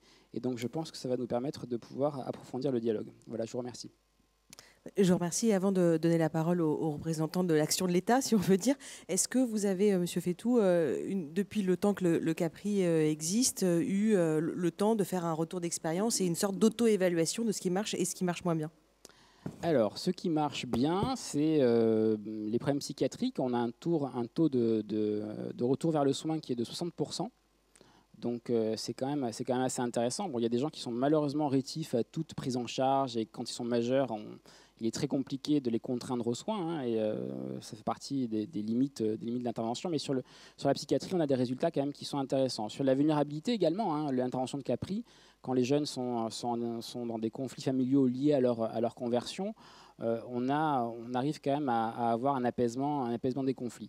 Sur ceux qui sont le plus haut dans le spectre de la radicalisation, ceux qui sont dans une démarche qu'on pourrait qualifier de djihadistes, là, on est sur des problématiques très très lourdes. On est chez des jeunes qui ont parfois été violés, qui ont des familles dysfonctionnantes. Et donc là, on est sur une prise en charge qui est extrêmement complexe, qui est au long terme, mais on n'a pas encore le recul nécessaire pour pouvoir en tirer une conclusion. Mais en tout cas, ce qui est sûr, c'est que les jeunes quand même qui sont pris en charge vont mieux. Après, est-ce qu'ils sont sortis d'affaires pour autant? On pourra le dire qu'avec plus de recul. En tout cas, ils ne sont pas partis en courant de l'association. Ils sont pas partis en Syrie. Ils sont toujours à Bordeaux. Après, de l'association, vous savez, déjà quand il y a une adhésion au dispositif, c'est déjà que ça va beaucoup mieux. Donc l'essentiel du travail, il est en amont. Et quand les jeunes adhèrent au dispositif, qui viennent voir les psychologues de la structure, c'est que déjà le pari est quasiment gagné. Donc tout l'enjeu, justement, il se situe en amont. Donc ils viennent des fois, après ils viennent plus, après ils reviennent. Enfin ouais, c'est quand même quelque chose. On me demande souvent combien de temps dure le programme. Alors nous, c'est pas des jeunes qui sont sous main de justice. Ils n'ont aucune contrainte, ils sont pas obligés de venir. Et donc il n'y a pas de durée. Et comme je vous le disais, des fois ils viennent, des fois ils viennent pas. Et puis c'est sur du long terme. Je vous remercie. Je vais donner la parole maintenant à Monsieur Daniel Barnier, préfet délégué à l'égalité des chances. Évidemment, le prisme n'est pas le même, le point de vue n'est pas le même. Est-ce que vous pouvez déjà nous présenter le centre de ressources de prévention des radicalisations qui a été mis en place dans le département du Nord sous l'impulsion de la préfecture? Et puis, ça serait intéressant aussi d'avoir votre point de vue sur l'expérience canadienne. Qu'est-ce que vous pensez du fait d'avoir autant de cas qui sont suivis par des associations très, très distinctes de l'État et finalement si peu de signalements aux autorités policières? Est-ce que c'est concevable en France? Merci. Je vais peut-être commencer par là avant de présenter rapidement le centre de prévention des radicalisations, sujet que nous avons abordé il y a quelques instants, mais j'y reviendrai. Oui, alors, dans un pays davantage centralisée que la France par rapport aux exemples de nos amis étrangers, canadiens et belges. Et c'est le thème de notre colloque aujourd'hui, de notre séminaire. En réalité, la prévention de la radicalisation ou déradicalisation est en réalité un sujet qui concerne beaucoup plus les partenaires locaux, collectivités ou autres partenaires, qu'on ne pourrait le croire spontanément. En France, tout le monde admet, je crois qu'il n'y a pas de débat là-dessus, que la lutte contre le terrorisme, que la lutte contre les personnes radicalisées susceptibles de passer à l'acte est une affaire de l'État régalien, que ce soit l'État régalien administratif en charge du renseignement, que ce soit évidemment l'autorité judiciaire en charge de poursuivre les auteurs d'infractions. Donc il n'y a pas de débat dans notre pays là-dessus. En revanche, lorsqu'on parle de prévention de la radicalisation, tout ce qui vient d'être évoqué jusque-là, l'apport et même la participation parfois majoritaire des partenaires locaux et notamment des collectivités locales est absolument indispensable. Et lorsque l'État intervient, il intervient d'ailleurs comme État local, le préfet à l'égalité des chances et puis les services déconcentrés de l'État que vous connaissez. Si l'on regarde le repérage des personnes en voie de radicalisation ou qui pourraient présenter des signes de radicalisation, de communautarisme, de repli sur soi, sur une communauté, qui pourrait conduire à, in fine, mais fort heureusement dans un nombre de cas minimes, à des phénomènes plus graves, à des phénomènes de violence, on s'aperçoit que les signes peuvent venir ou viennent souvent de l'observation que peuvent en faire, on va dire, on va prendre le terme générique, les travailleurs sociaux. Dans notre pays, depuis les lois de décentralisation, et même un peu avant, les travailleurs sociaux sont, dans la plupart des cas, des travailleurs sociaux des collectivités locales. Ce sont les travailleurs sociaux des communes qui travaillent dans les centres communaux d'action sociale. Ce sont les travailleurs sociaux du département, au titre de l'ASE, l'aide sociale à l'enfance, au titre de la PMI, la protection maternelle et infantile. Ce sont les travailleurs sociaux des CAF, les caisses d'allocation familiale. Ce sont encore les travailleurs sociaux. Ici, dans le Nord, l'institution est très présente, ce que l'on appelle les centres sociaux. Les centres sociaux, il y en a quelques dizaines dans le département du Nord. Ce sont des institutions au plus proche des citoyens qui sont là pour aider les personnes en difficulté, qui se trouvent souvent dans des secteurs où les besoins de cohésion sociale sont très forts. Eh bien, ces centres sociaux, ils sont financés, ils sont portés par les communes, par le département et même la région. Aujourd'hui, ils participent avec les CAF. Bien entendu, l'État local, il participe également de manière très, très active, à la fois par la justice, à la fois par le corps enseignant, qui peut le plus à même, dans notre pays où je rappelle l'enseignement, pour nos amis belges et canadiens, l'enseignement, en tout cas la fonction pédagogique académique de l'enseignement relève de l'État, même si les collectivités locales jouent un rôle évidemment essentiel en apportant évidemment les locaux et les moyens matériels. Je pense aussi, vous les avez cités, les services de la protection judiciaire de la jeunesse qui évidemment jouent un rôle important. Alors, donc l'idée que la prévention des radicalisations serait uniquement l'affaire de l'État est clairement une idée fausse. L'État, qui assume son rôle, a besoin de tous ses partenaires. Alors évidemment, l'action de tous ces partenaires locaux, qu'ils soient étatiques ou issus du collectivité locale ou du monde des prestations sociales, je pense notamment au CAF, serait inefficace, en tout cas poserait des problèmes d'efficacité inadmissibles dès lors que tous ces acteurs ne se parlent pas et ne se parlent pas régulièrement, en tout cas ne travaillent pas ensemble. Donc cette idée que tout le monde puisse participer au sein d'instances, dont je vais essayer d'en citer quelques-unes, à la prévention des radicalisations, c'est une idée extrêmement importante. Vous les avez citées, je crois, au moins certaines d'entre elles, notamment les cellules de prévention des centres locaux de prévention à la délinquance, qui sont présidées par les maires, mais qui sont coprésidées par le préfet, l'autorité judiciaire. Eh bien, depuis des années, ces groupes de travail, en tout cas, qui permettent de prévenir la délinquance, fonctionnent bien. Et dorénavant, et de plus en plus, ces groupes de travail, ces groupes de suivi intègrent une fonction prévention de la radicalisation, détection des cas les plus difficiles. Autre exemple, là aussi, qui n'est pas très connu, mais qui montre bien que cette idée de partenariat est essentielle.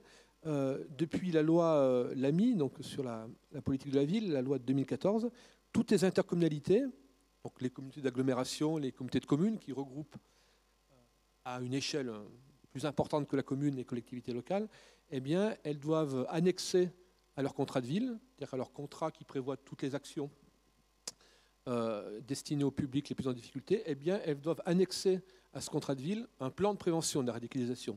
Ici, dans le Nord, voilà, nous sommes sur la métropole européenne de Lille. La métropole européenne de Lille va, dans les toutes prochaines semaines, annexer au contrat de ville un plan de prévention de la radicalisation. Une institution que je voudrais également citer, mais M. Simani, M. Kabi, pardon, y reviendra, c'est la cellule de prévention de la radicalisation et de l'appui aux familles, la CEPRA, dans le jargon, nous jargonnons beaucoup. Notre système, effectivement, alors, qui est très différent de celui du Canada, effectivement. Nous, dès lors qu'il y a un signalement, une famille estime qu'un jeune, un moins jeune, enfin une personne de son entourage présente des signes de radicalisation, mais qui peuvent se traduire soit par des actes violents, soit vers des départs vers des théâtres de guerre. Les départs sont évidemment aujourd'hui beaucoup moins nombreux. Les signalements arrivent automatiquement dans une cellule qu'on appelle le groupe d'évaluation départementale, qui est présidé dans chaque département par le préfet, et à laquelle collaborent évidemment tous les services de police, et dans laquelle l'autorité judiciaire est évidemment très présente, le procureur de la République, et la co-préside avec le préfet. Notre système, dès lors que l'analyse a été faite par les services de renseignement, par la justice, que les personnes présentes ne courent pas ou ne font pas courir un risque de radicalisation violente pour elles-mêmes ou pour autrui, mais que leur situation néanmoins nécessite un suivi peut-être davantage sur le plan social, eh bien ces personnes-là sont suivies par une autre enceinte que je préside, qui s'appelle donc la Commission de prévention de la radicalisation et d'aide aux familles. Et dans cette commission-là, la police n'est pas présente. On traite le cas de personnes, souvent de jeunes, de mineurs, dont la fragilité a été perçue d'une manière telle qu'il faut continuer à suivre ces personnes, qu'il faut continuer à les accompagner, même si elles ne relèvent plus, on va dire, d'une action policière ou judiciaire. C'est extrêmement important et nous y attachons beaucoup, évidemment, une grande attention. Et dans cette commission, là aussi, ce n'est pas une commission qui est purement étatique.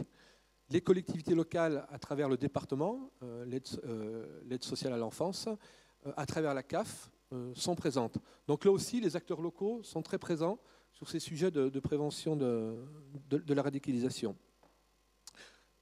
Pour donner un exemple et illustrer mon propos, dans le cadre de cette commission, nous intéressons maintenant de manière vraiment très attentive depuis quelques semaines, même quelques mois, au phénomène d'évitement scolaire. Pour nous, même s'il n'y a pas de lien direct, évidemment, avec les phénomènes d'évitement scolaire, l'évitement scolaire, c'est instruire ses enfants à domicile, puisque la loi française le permet, mais en réalité, uniquement pour échapper, on va dire, à l'enseignement de la République ou à l'enseignement contrôlé directement par la République. On a des phénomènes d'absentéisme récurrents, et on amène des phénomènes, certes minoritaires et marginaux, d'enfants qui n'ont pas atteint l'âge de 16 ans, mais qui ne sont pas scolarisés. Donc nous travaillons vraiment de manière étroite sur ces sujets-là dans le cadre de cette commission. Et pour bien donner aussi, pour casser l'image de l'État qui ferait des choses, et les collectivités locales ou les maires d'autre part, sur ces sujets d'évitement scolaire, lorsqu'un enfant est scolarisé à domicile, il y a un double contrôle.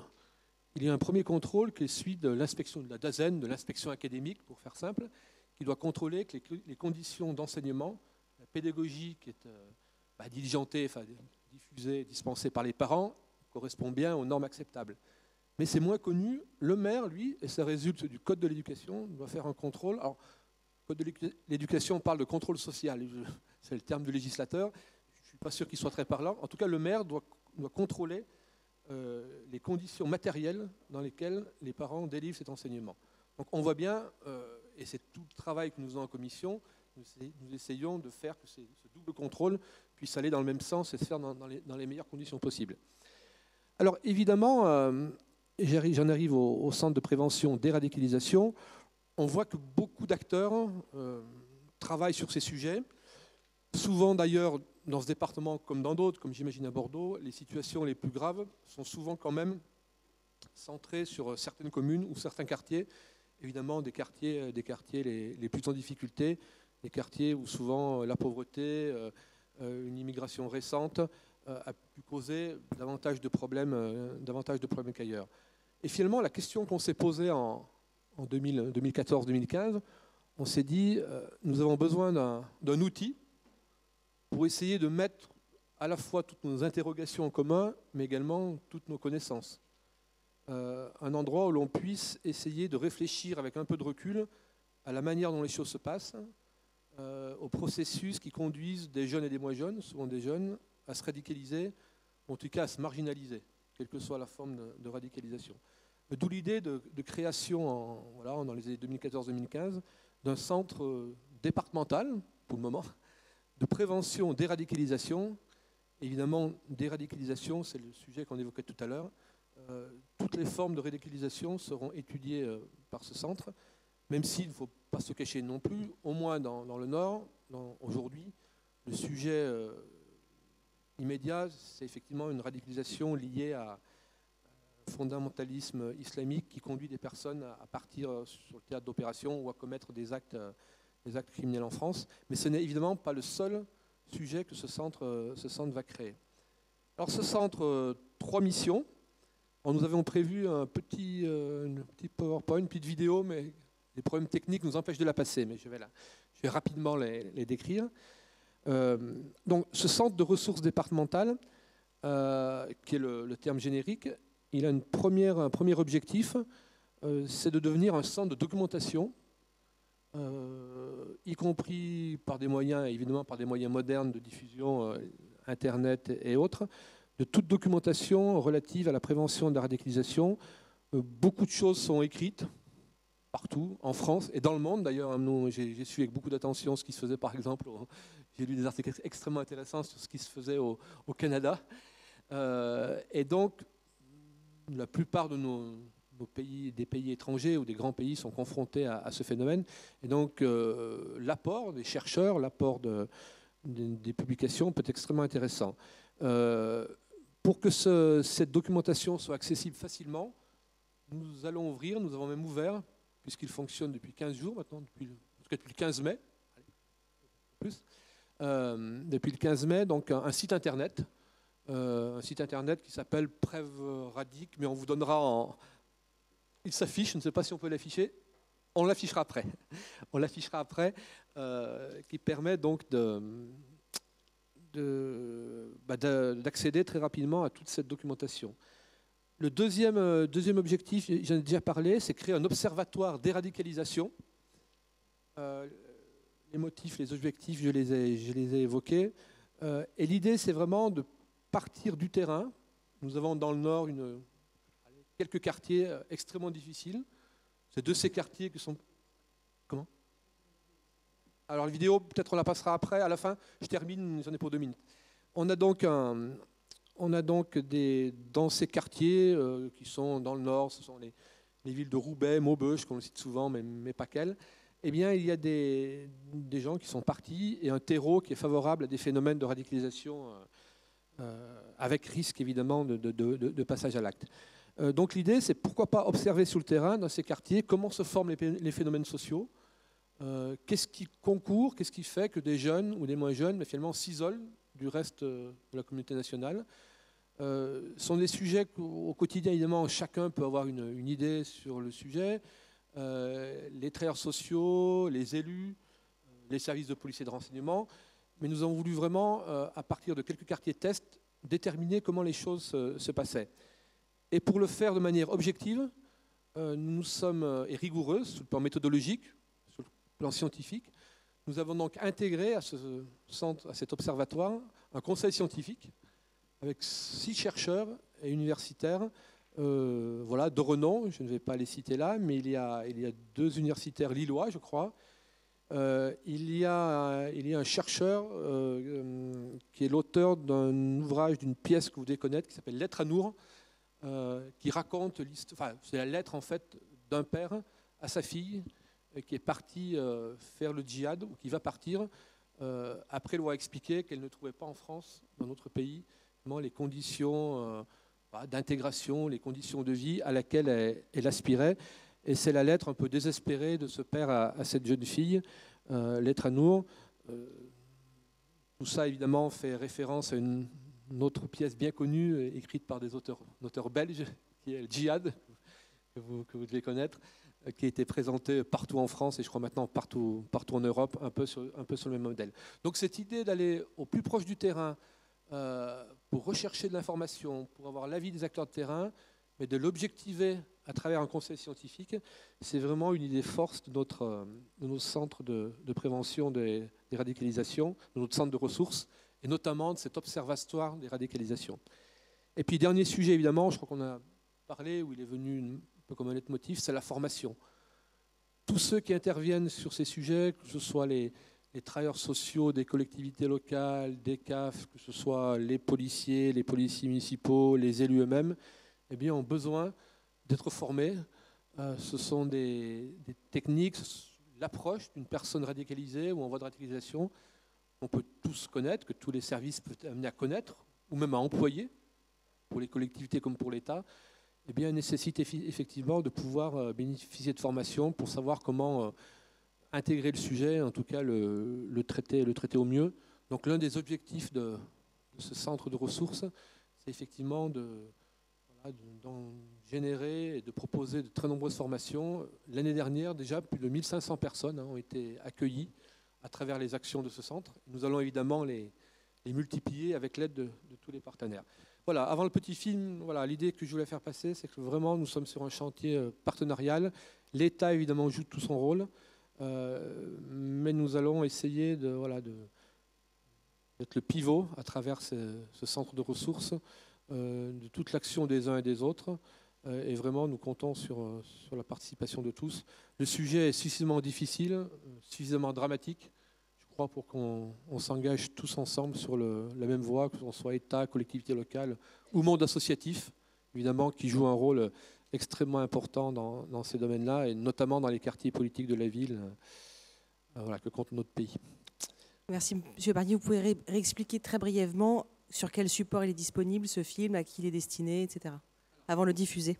Alors, Béranger, on va passer la vidéo et ça sera affiché.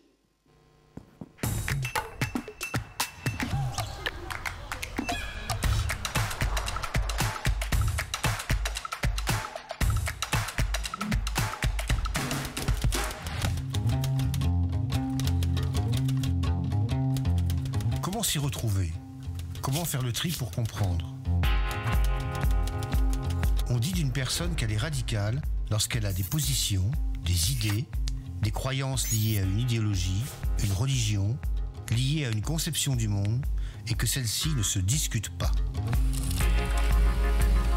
Non seulement cette conception ne se discute pas, mais en plus c'est la seule voie possible et c'est la seule qu'il faut suivre. La radicalité peut s'illustrer de différentes manières. Je n'achète et ne consomme rien d'origine animale. Je refuse tout soin médical, quel qu'il soit.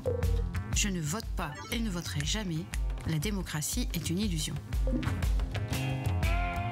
À bien y regarder, chacun d'entre nous a pu un jour se montrer radical. La difficulté, c'est de placer le curseur. À partir de quand la radicalité pose-t-elle problème? Dès lors qu'elles entraînent des tensions, des conflits, des ruptures, voire de la violence, les radicalités présentent des dangers. Tant pour les personnes radicalisées que pour leur entourage, tant pour notre vie en société que pour nos libertés individuelles, tant pour la sécurité publique que pour notre démocratie.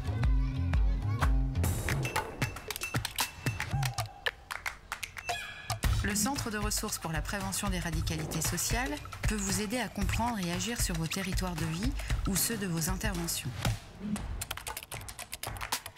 En quelques clics, vous aurez accès à des ressources documentaires et à l'agenda des grands rendez-vous sur le sujet. Pour aller plus loin, le Centre de ressources peut vous soutenir dans vos projets. Par la formation au processus de radicalisation, par l'animation d'ateliers d'éducation aux médias, par l'appropriation d'outils pédagogiques et de techniques d'animation, ou encore par la mise en place d'ateliers citoyens. Pour en savoir plus, prève-radicalité.org.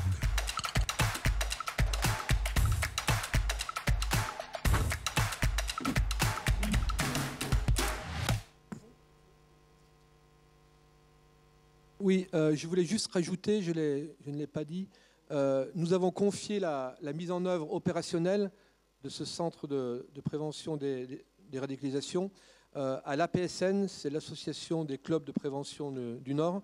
Donc les clubs de prévention qui mettent en œuvre la prévention spécialisée, compétence du conseil départemental, mais qui est confiée, comme dans beaucoup de départements, à des opérateurs locaux que sont les clubs de prévention. Nous l'avons fait justement pour avoir ce lien avec le terrain que j'évoquais tout à l'heure, mais je voulais signaler effectivement que c'était bien l'association des clubs de prévention du Nord qui était notre opérateur en la matière. Merci M. Barnier. Il nous reste donc 20 petites minutes, on va dire, pour terminer cette table ronde et puis pour donner la parole à M. Slimane Kadri et éventuellement répondre à quelques questions. Donc avec vous, vous allez nous exposer les cellules départementales de prévention qui existent depuis 2014. Comment est-ce qu'elles fonctionnent en France? Quel est leur rôle? Et éventuellement, si vous pouvez approfondir en expliquant les différences de fonctionnement avec le fonctionnement, par exemple, canadien qu'on a entendu il y a quelques instants. Tout à fait. Alors, vous allez voir à la fois qu'il y a beaucoup de choses qui sont communes, que mes collègues ont déjà exprimées, et puis des choses qui sont très différentes. Alors, d'abord, moi, je suis directeur d'une association de prévention spécialisée à Lille qui s'appelle Itinéraire. Je suis aussi le trésorier de l'association de prévention spécialisée du Nord qui porte le centre de prévention des radicalités sociales. Et en 2015, après les attentats, on a constaté, enfin, les travailleurs sociaux des clubs de prévention du département nous ont dit essentiellement deux choses, pour être synthétique. La première, c'est on est en première ligne, mais on n'est pas équipé. Notre boîte à outils est incomplète.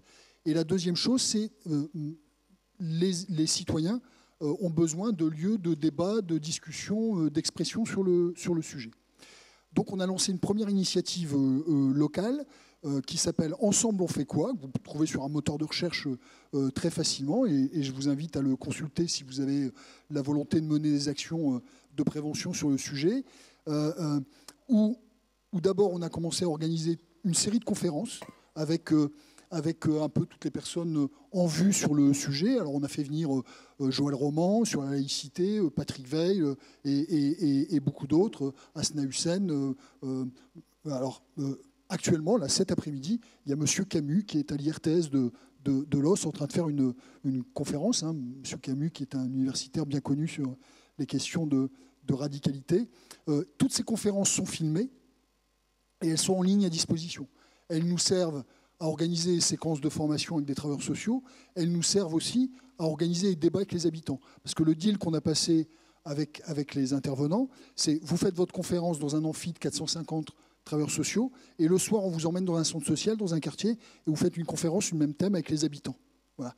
Et ces choses-là ont fonctionné.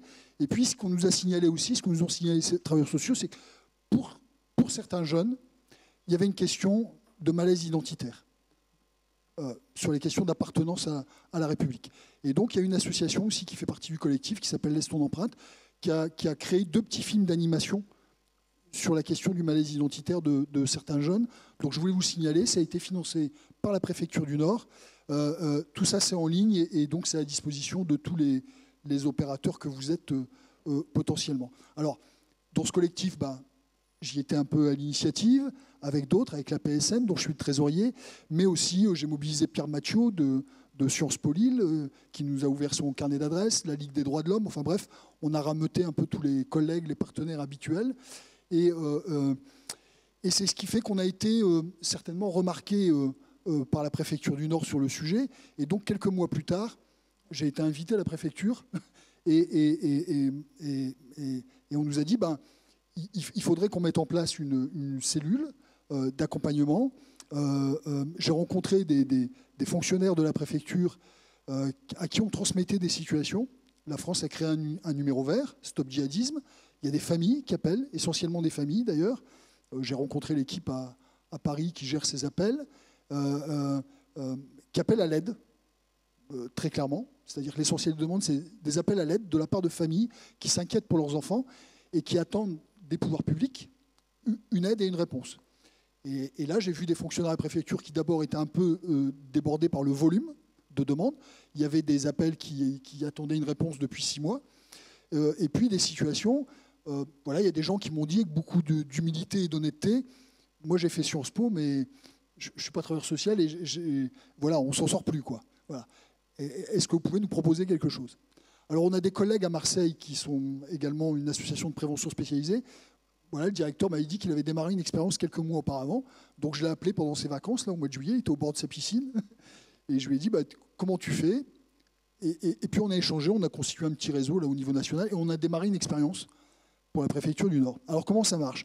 Très clairement, essentiellement des familles, mais aussi des enseignants, d'autres intervenants, qui appellent ce numéro vert Stop Djihadisme. Les services de sécurité vérifient, font une enquête.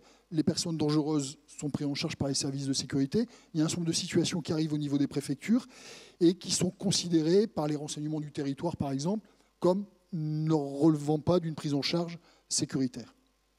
La question, c'est que néanmoins, il y a des citoyens, je le redis, essentiellement des parents, qui ont appelé l'État et qui ont dit « à l'aide, j'ai peur que ma fille ou mon fils parte en zone de combat, je m'inquiète de son comportement, il s'est converti à l'islam, ça me fait peur ». Et ce n'est pas un problème sécuritaire, mais est-ce que l'État ne doit pas apporter une réponse à ses citoyens? C'est là qu'on entre en œuvre et qu'on nous a demandé si on pouvait apporter une réponse à ses citoyens.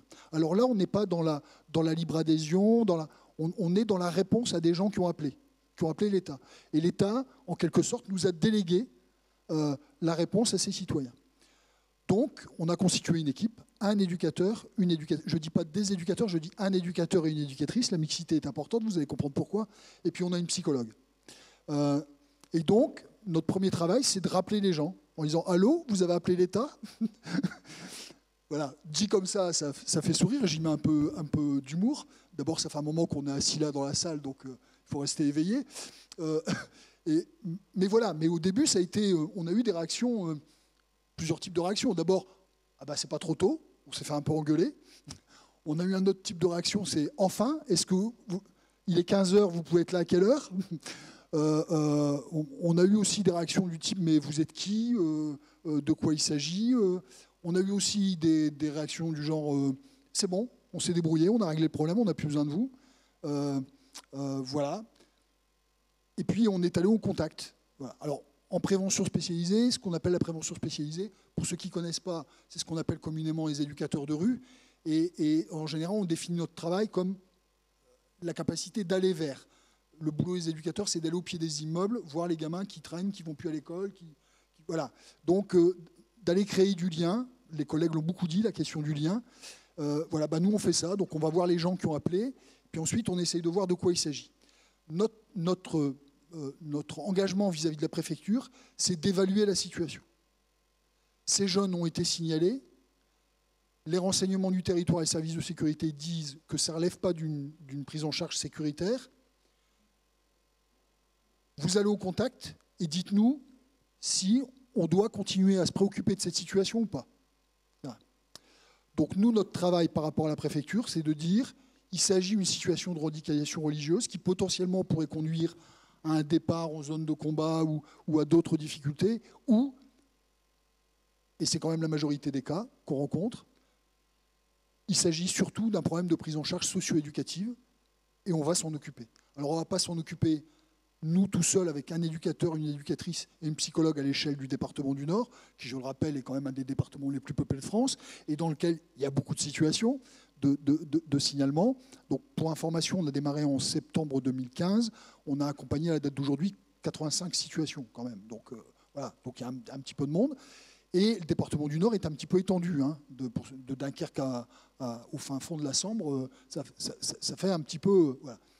Donc, au début, on intervient de manière assez intense. Et puis, notre travail, c'est de trouver des relais locaux. Alors, il y a 17 clubs de prévention dans le département, il y en a pas mal. Il y a aussi des centres sociaux, monsieur le préfet l'a dit. On a des missions locales sur les questions de l'emploi des jeunes. Enfin bref, il y a plein d'opérateurs. Alors, donc la situation arrive en préfecture. On nous demande de prendre un contact. On prend toujours contact avec la personne qui a signalé. Parce que ce qu'on a constaté aussi très rapidement, c'est qu'il y a des mamans, par exemple, ou des papas qui ont appelé le numéro vert parce qu'ils s'inquiétaient pour leurs enfants, mais l'enfant n'est pas informé. Voire le conjoint n'est pas informé. C'est-à-dire la maman a signalé, elle ne l'a pas dit à son mari. Donc l'idée, ce n'est pas d'arriver comme un cow-boy et de foutre le bazar dans la cellule familiale. Certainement pas. Donc, notre premier contact, c'est toujours de rentrer en relation avec celui qui a signalé, puis d'évaluer la situation et de voir voilà, ce qu'on peut faire, qu'est-ce qu'on attend de nous, de quoi il s'agit, comment on peut rentrer en relation avec les autres membres de la famille. Ce qu'on constate aussi parfois, c'est qu'il y a déjà des intervenants sur la situation. Par exemple, sur 20% des situations, il y a déjà une mesure socio-éducative, un service de MO, la PJJ, où il y a déjà un contact avec la mission locale, le centre social du quartier, etc. Voire il y a déjà l'assistance sociale scolaire, par exemple, qui est mobilisé aussi sur la situation. Donc il y a déjà quelqu'un qui est présent. Alors, donc nous, le retour qu'on fait à la préfecture, c'est oui, il y a un sujet. Je vous interromps, ouais. pardon, mais s'il y a eu déjà un suivi, il n'y a eu aucune remontée? Non, il y a des gens qui appellent le numéro vert Stop Djihadisme. Ça, c'est transmis c'est la procédure en France. C'est transmis au service de sécurité. Moi, j'ai rencontré l'équipe de l'UCLAT à Paris. Ils ont été, à chaque fois qu'il y a eu un petit coup de communication à la télé et puis un attentat, ils ont été submergés d'appels. Vous imaginez bien qu'ils ne peuvent pas se permettre de se dire, rien que sur un contact téléphonique, là, a priori, c'est un gamin qui fait le malin, qui fait le mariole. On a eu la situation d'un gamin qui a crié Vive Al-Qaïda pendant une minute de silence au collège. Bon. À la fin, c'était ici, à Lille, dans un collège lillois, où moi, j'ai un éducateur qui travaille à temps plein. Mais la première réaction du collège, des personnels du collège, plutôt que s'adresser à l'éducateur ou aux opérateurs du quartier, ça a été d'appeler le numéro vert. Donc c'est parti à Paris, enquête des... Spontanément, ils se sont dit, bon, ce gamin, il y a 14 ans, là, ça va être un petit con qui s'est fait remarquer. Mais imaginez qu'il ne fasse pas une enquête approfondie et qu'il se passe quelque chose. C'est pas possible. Politiquement, c'est pas possible. Donc, ce service, à chaque fois qu'il y a un appel, est obligé de déclencher une enquête. Deux problèmes. D'abord, ces enquêtes sont intrusives. Et en matière de liberté individuelle, ça peut poser des questions. Deuxièmement, on étouffe les services de sécurité sur des signalements qui ne sont pas forcément pertinents. Et donc, on reparlera après de la question et de l'importance de la formation des acteurs de première ligne. Voilà. Ça, je pense que vraiment, c'est quelque chose qu'il faut comprendre. Mais du coup, chaque signalement fait l'objet d'une enquête. Ça redescend au niveau territorial et c'est adressé aux renseignements territoriaux. Et après, seulement, éventuellement, ça nous est transmis à nous. Et c'est là où on va se rendre compte que le signalement vient d'un collège où il y a des travailleurs sociaux. Et que peut-être on aurait pu faire autrement, d'autant plus qu'au final, moi, une fois que j'ai le nom du gamin, je connais bien la famille, et je ne suis pas le seul, on connaît les grands frères, et que ça ne nous prend pas plus de 3 semaines pour évaluer la situation et dire à la préfecture, on s'en occupe, il n'y a pas de sujet, les renseignements du territoire n'ont pas à s'occuper de ça. Voilà, donc les 85 situations, c'est 85 situations où les services de sécurité disent ça, on pense que ce n'est pas pour nous, quoi. Alors, à quoi on a affaire? On a affaire essentiellement à des mineurs, dans 80% des cas. Je vais vous donner quelques chiffres. Des filles, des jeunes filles, dans 85% des cas. Les 85 dont je vous parle, là. 50% sont scolarisés. On a parfois affaire... Alors, n'ayez pas en tête l'image majoritairement du jeune de quartier de confession musulmane. C'est pas ça le profil que nous, on a. On n'accompagne pas tous les jeunes radicalisés du pays. Je vous ai bien expliqué quelle est la nature de notre échantillon.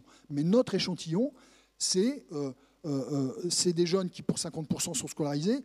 Pour certains, ils sont en classe prépa. D'accord? Donc, pas des jeunes en déshérence. Voilà.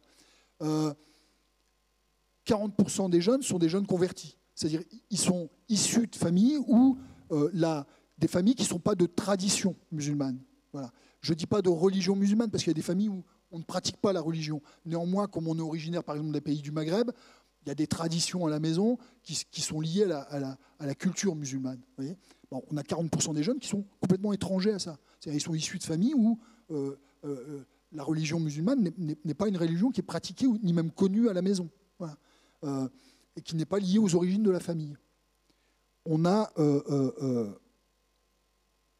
dans la majorité des cas, des problématiques qui ne sont pas des problématiques de radicalisation religieuse, au final. Alors, de quoi s'agit-il si ce n'est pas des problématiques de radicalisation religieuse? Schématiquement, on a deux types, deux catégories. C'est très schématique ce que je vais vous dire parce qu'il faut aller vite. Donc, vous me pardonnerez, mais vous allez retrouver un peu déjà ce qu'ont dit mes collègues. Moi, j'ai défini deux catégories. La première qui est des problématiques, ce que j'appellerais socio-éducatives, qui sont complètement dans le champ de compétences des travailleurs sociaux, mais sur lesquels, dans un premier temps, les travailleurs sociaux sont frileux, veulent pas y aller ou hésitent à y aller parce qu'on a mis le mot radicalisation religieuse. Et ça aussi, c'est une vraie question. J'étais encore hier à l'ENPJ où on avait sur le thème de la prise en charge des enfants revenant des zones de combat, et on parle d'enfants parce qu'ils nous parlaient très majoritairement d'enfants de moins de 5 ans. Vous vous rendez compte ? Et où la responsable de l'ASE de Seine-Saint-Denis nous expliquait les réticences des travailleurs sociaux du département qu'on leur a demandé de s'occuper de ces enfants-là. Et même chose à la PJJ. Parce que radicalisation religieuse, des parents qui reviennent de zones de combat, qui sont incarcérés, leurs enfants sont confiés à l'ASE. Est-ce que ce n'est pas dangereux pour un travailleur social de s'occuper de ces enfants qui ont été retirés à ses parents? Est-ce que ces parents n'ont pas une capacité de nuisance qui pourrait porter atteinte à mon intégrité physique? On est sur ces questions-là. D'où l'importance de former les personnels et d'accompagner. Une fois qu'on a dépassé ça, on est tout à fait dans notre champ de compétences. Voilà. Ça, je tiens à le dire aussi. C'est-à-dire que ça ne demande pas des compétences particulières. Pourquoi? Parce qu'on a affaire essentiellement à des gamins. J'ai cité le cas de l'adolescent qui fait de la provocation. Voilà. Actuellement, quand on crie Al-Qaïda ou Daesh pour attirer l'attention des adultes, ça marche vachement bien. Voilà. Il y a quelques années, on laissait traîner une barrette de shit où on parlait d'héroïne. On attirait bien l'attention des adultes. Là, en ce moment... voilà, Daesh ou pour les ados, ça marche très bien. On a toute une série de jeunes qui sont englués dans des problématiques familiales, dans des problématiques socio-éducatives assez traditionnelles. Et je l'ai dit d'ailleurs, 20% d'entre eux ont une mesure administrative ou judiciaire de prise en charge éducative déjà. On est dans des problématiques familiales où, par exemple, il y a un divorce des parents qui ne se passe pas bien, où les enfants... sont dans des conflits de loyauté parce qu'on leur demande de prendre parti. On a des problèmes d'addiction chez les parents. On a des problèmes de violence intrafamiliale, de violence dans le couple. On a des problèmes de carence éducative. Enfin voilà, des problématiques excusez-moi, mais qui sont relativement banales et communes pour un éducateur, une éducatrice, une assistante sociale. Voilà. Et puis ensuite, on a grossièrement, encore une fois, je le redis, je prends des précautions, mais c'est très schématique tout ça, mais une autre catégorie qui sont des jeunes, là où on trouve majoritairement des jeunes filles, qui sont dans ce que je vais appeler une recherche de spiritualité, une recherche existentielle, voire une recherche de projet de vie. C'est là majoritairement qu'on trouve ce que j'appelle les convertis, c'est-à-dire les jeunes qui décident d'adhérer à l'islam, mais qui n'ont aucun lien originel avec l'islam. Là, on va trouver des jeunes qui ont une pratique très assidue de l'islam. J'ai eu l'occasion de faire une intervention, une table ronde avec l'imam de Bordeaux qui participe au projet Capri, qui disait Daesh propose la religion pour les nuls, quoi. Alors lui, il est sévère, il dit c'est l'islam pour les bac moins 10. Mais c'est de la religion fast-food, la religion prête à mâcher. C'est-à-dire tout est simple, quoi. Voilà, à telle heure tu fais ça, il faut penser comme ça, il faut réagir comme ça. Enfin, voilà, il n'y a pas de réflexion, il n'y a pas d'analyse. On n'est pas dans une approche de recherche théologique. On est dans du prêt-à-penser et du prêt-à-vivre en quelque sorte. On est dans quelque chose qui ressemble beaucoup à l'embrigadement quand même. Voilà. Et là, on va trouver des jeunes qui s'y retrouvent là-dedans. C'est-à-dire ils trouvent un cadre, ils trouvent des repères, c'est rassurant, c'est sécurisant. On a des jeunes qui ont 2 téléphones portables, et ils ont un téléphone portable sur lequel ils reçoivent des messages toutes les 30 minutes, qui vraiment fait de la guidance à distance. Voilà, il y a des collègues qui doivent connaître ça. Hein. Voilà, on a des jeunes filles, toutes les 30 minutes, elles reçoivent un message. Voilà, on leur rappelle que c'est la prière, on leur rappelle qu'elles doivent faire ça, qu'elles doivent penser comme ça. On leur demande si elles sont bien habillées de telle manière, etc. Donc on a des choses de l'ordre de l'embrigadement, de l'emprise mentale. On a des jeunes là qui sont très clairement sensibles aux théories complotistes. Voilà. Et puis, on a des jeunes qui sont en recherche d'un idéal, d'un engagement, d'un projet de vie. Et là, petite parenthèse de l'éducateur que je suis, là, on voit bien qu'on a des jeunes qui ne trouvent pas dans notre société actuellement de propositions républicaines qui leur conviennent.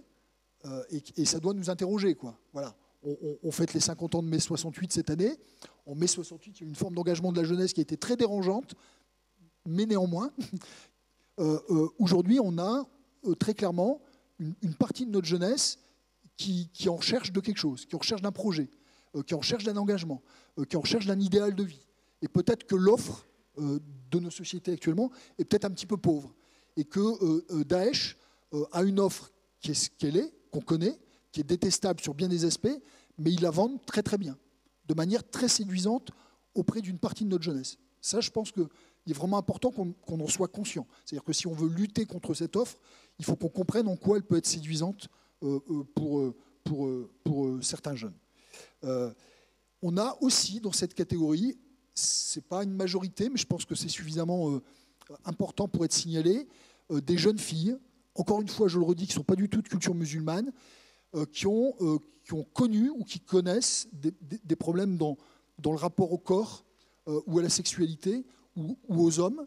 On a des jeunes filles qui ont été victimes d'abus, voilà, et qui pensent trouver dans l'offre d'un islam rigoriste une protection à travers la tenue vestimentaire, mais aussi ce qu'on leur vend, et c'est important de le dire, on leur vend, on sait que c'est une illusion, mais elles y croient, elles y adhèrent, on leur vend l'illusion qu'elles ont un statut, qu'elles seront respectées, qu'elles seront protégées, parce que la femme dans l'islam, on lui doit le respect, et voilà. Et ça, on a un certain nombre de gamines qui sont accros à ça. Enfin, et ça aussi, je pense que pouvoir combattre ça, il est important de bien le percevoir et de le prendre en compte. Oui ?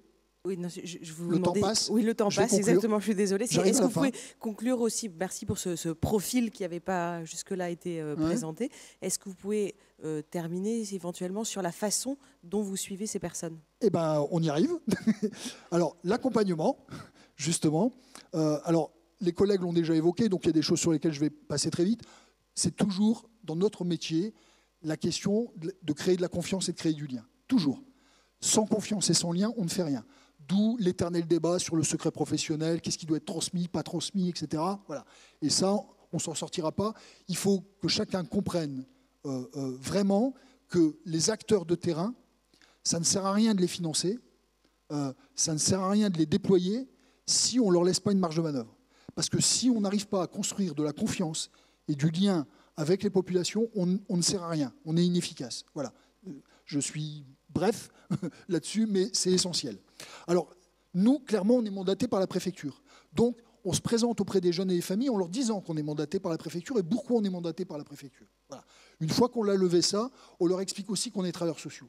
Et que ce qu'on va dire à la préfecture, c'est ils sont en danger ou ils sont potentiellement dangereux, c'est ça la question. Oui, non. Le reste, par exemple, on a une gamine qui a demandé à la psychologue et à l'éducatrice de l'équipe de l'aider à prendre contact avec le planning familial pour avoir recours à une IVG. Bien évidemment, ça n'intéresse personne. Et bien évidemment, on va transmettre aucune information nominative sur cette situation. Je parlais de problématiques familiales, d'addiction dans la famille, etc. Ça n'intéresse personne. Ce qui intéresse le préfet, la commission dont parlait monsieur le préfet, c'est est-ce qu'on peut confier cette situation aux travailleurs sociaux ou est-ce qu'il faut que les services de sécurité s'en occupent? Les services de sécurité nous disent qu'a priori, ça ne relève pas de leurs compétences. Moi, mon boulot avec mon équipe, c'est, je vous le confirme, monsieur le préfet, et on s'en occupe. Et l'engagement que je prends vis-à-vis de l'État, c'est que cette situation de jeunes fragiles qui pourraient être captés par des gens qui ont des mauvaises intentions va être prise en charge par mes collègues. De droit commun. Service social départemental, centre social, mission locale, PJJ, service de MO. Mais qu'il y a quelqu'un qui va s'en occuper, qu'on va garder l'œil sur ces enfants, que ces enfants, à travers le prisme de la radicalisation, ont été signalés, repérés. Néanmoins, ils ont des problématiques qui doivent être prises en charge et on va s'en occuper et on va les prendre en charge. Et donc, voilà comment on travaille. Et donc, on mobilise un réseau partenarial à l'échelle du département, qui est important. Alors, ça, c'est aussi une des compétences, des qualités de la prévention spécialisée, c'est qu'on travaille sur tous les champs. Nos missions sont très larges. Donc, obligatoirement, on a un réseau partenarial qui est très étoffé. Voilà. Moi, par exemple, je suis trésorier de la mission locale de Lille. On mobilise le réseau des missions locales partout sur le département sur les questions d'insertion et d'emploi. Et on arrive à le faire assez facilement. Même chose sur les services de MO, la PJJ, la collègue de la PJJ qui est là dans la salle, qui participe aussi à la commission. Voilà, on a des relations étroites. Un autre aspect de notre travail, je l'ai dit au début, c'est souvent des parents qui appellent. Voilà. Et donc, un aspect important de notre travail, c'est de la guidance et du soutien parental. C'est parfois des parents qui sont un peu perdus, qui ne savent pas comment faire avec leurs gamins. Tantôt, ils dramatisent la situation. Par exemple, un exemple concret, on a eu un papa et une maman qui sont tous les deux des universitaires, qui sont athées. leur problème majeur, c'était que leur gamine soit croyante. L'islam ou une autre religion, ce n'était pas le problème. Pour eux, le problème, c'est comment on peut être croyant. Et alors, comme elle avait choisi l'islam et que ça tombait bien parce qu'il y avait un numéro vert, justement, Stop Djihadisme, bah, ils ont appelé en espérant qu'on allait ramener leur gamine à une vision philosophique des choses plus proche de la leur. Voilà. Et donc, et dernier point, si on veut que le service de droit commun puisse prendre le relais et s'occuper des situations, je l'ai dit, il y a des appréhensions, il y a des angoisses par rapport à la thématique qui est anxiogène, et donc ça nécessite un accompagnement et un soutien. D'où ce qu'on a développé, je le disais tout à l'heure avec la PSN, les actions de formation. Et alors sur les actions de formation, et je conclurai là-dessus, un élément également important si on doit flécher des moyens et de l'argent public, on l'a expérimenté depuis très longtemps, c'est qu'un référent dans une institution, ça ne sert pas à grand-chose. Ça ne sert pas à grand-chose. Ce qui est efficace, c'est à l'échelle d'un territoire. C'est l'exemple que je citais tout à l'heure, le gamin qui crie « Vive Al-Qaïda » au collège. Qu'est-ce qui est efficace? C'est qu'à l'échelle d'un territoire, à l'échelle d'un quartier, les gens, les acteurs aient bénéficié d'une action de formation commune, ensemble, qu'ils se connaissent, qu'ils soient capables de mutualiser leurs connaissances de la famille, du quartier, des ressources du territoire, qu'ils soient capables ensemble d'évaluer la situation, parce qu'autrement, souvent le réflexe, c'est dans le doute, et pour ouvrir le parapluie et me couvrir, je prends le téléphone, je signale et je m'en lave les mains. Et c'est justement pas ça qu'il faut faire, on l'a dit au début, et donc il faut que les gens puissent prendre une décision collective, qu'ils puissent partager leur expertise pour analyser leur situation et dire cette situation, on est capable de la traiter, de la maîtriser, et elle ne relève pas des services de sécurité, et on va la gérer. Merci. Merci à vous tous d'avoir présenté vos différentes actions. Est-ce qu'il y a des questions dans la salle très rapidement? Bonjour Madame, Xavier Roffer, criminologue au Conservatoire national des arts et métiers à Paris, au pôle stratégie et sécurité. À quoi ça sert de dissimuler la réalité? 100% de ceux qui ont fait couler le sang en France, en Belgique et en Espagne depuis 2015 ont une cible, un ciblage et une identité bien connue. Pourquoi parler des végétariens et de tout ça? À quoi ça rime? Merci. Très simplement, il me semblait l'avoir évoqué, d'ailleurs, les collègues d'autres pays l'ont également évoqué dans ce sens-là. L'idée, c'est d'avoir une approche globale sur les radicalisations, les radicalités. Mais il est évident, et je l'ai aussi dit également, et d'ailleurs les personnes que nous évoquons dans les différentes commissions, il n'y a pas d'ambiguïté là-dessus. La France actuellement est soumise à un risque terroriste élevé, pas tant, qui est un risque, l'actualité malheureusement l'a montré, de fondamentalisme musulman avec soit des actes commis dans notre pays, soit des actes commis sur le théâtre d'opération à l'initiative d'un mouvement fondamentalisme musulman Daesh. Il n'y a pas d'ambiguïté là-dessus. Tous les dossiers que nous traitons, les préoccupations qui nous intéressent, directement et dans l'actualité d'aujourd'hui, sont celles-là. Après, lorsqu'on essaie de construire un outil de portée un peu plus générale, les radicalisations auxquelles pourront répondre, sur lesquelles pourront travailler ces outils, pas forcément aujourd'hui, mais peut-être à l'avenir, peuvent être d'autres formes de radicalité. Il n'y a pas si longtemps que ça, moi j'étais déjà dans la préfectorale, on traitait beaucoup des dérives sectaires. Aujourd'hui, on n'entend plus parler. Est-ce qu'un jour ou l'autre, la France, comme d'autres pays, ne sera pas aussi confrontée à des dérives sectaires de type de celles qu'on a connues il y a quelques années? Voilà, donc ce débat-là, me semble-t-il, n'a pas lieu d'être. L'observatoire ou les observatoires ou nos démarches s'appellent des observatoires de prévention et de lutte contre les radicalisations. Évidemment, nous traitons le phénomène de radicalisation auquel notre pays est confronté aujourd'hui, mais ces outils ne nous empêcheront pas un jour de traiter d'autres formes de radicalisation. Je crois que les choses sont aussi simples que ça. De même, juste un mot, on entend énormément parler depuis 2015 de la menace présentée par les convertis. Dans tous ceux pris un par un qui ont fait couler le sang en France et dans les pays voisins, une exception à Liège il y a 3 jours, mais c'est tout nouveau. Y a-t-il un seul converti? Non. Là, monsieur le directeur de l'équipe mobile l'a précisé. Nous, criminel, hein, on parle de... Alors, nous sommes là sur la prévention plutôt primaire aujourd'hui. Ce qu'on peut constater, ça a été dit. Or, certes, ce sont des jeunes qui sont sortis de la sphère directement on va dire, police ou service de renseignement, mais qui présentent des fragilités qui conduisent l'État à ne pas les laisser tomber, en tout cas à les accompagner pour le bien de tous, pour le bien de nos concitoyens. Je confirme ce qui a été dit par monsieur le directeur. Il y a de très nombreux, et notamment chez les jeunes filles, de très nombreux convertis. C'est la réalité. En tout cas, c'est la réalité de la cellule de prévention de la radicalisation et de l'appui aux familles du Nord. Celle-là, elle est démontrable statistiquement. Est-ce qu'il y a d'autres questions? Bon, parfait. Il est donc 4h moins le quart. Sous réserve d'autorisation, il y a une petite pause pour tout le monde avant d'aborder la 3e table ronde. Merci à tous d'être venus.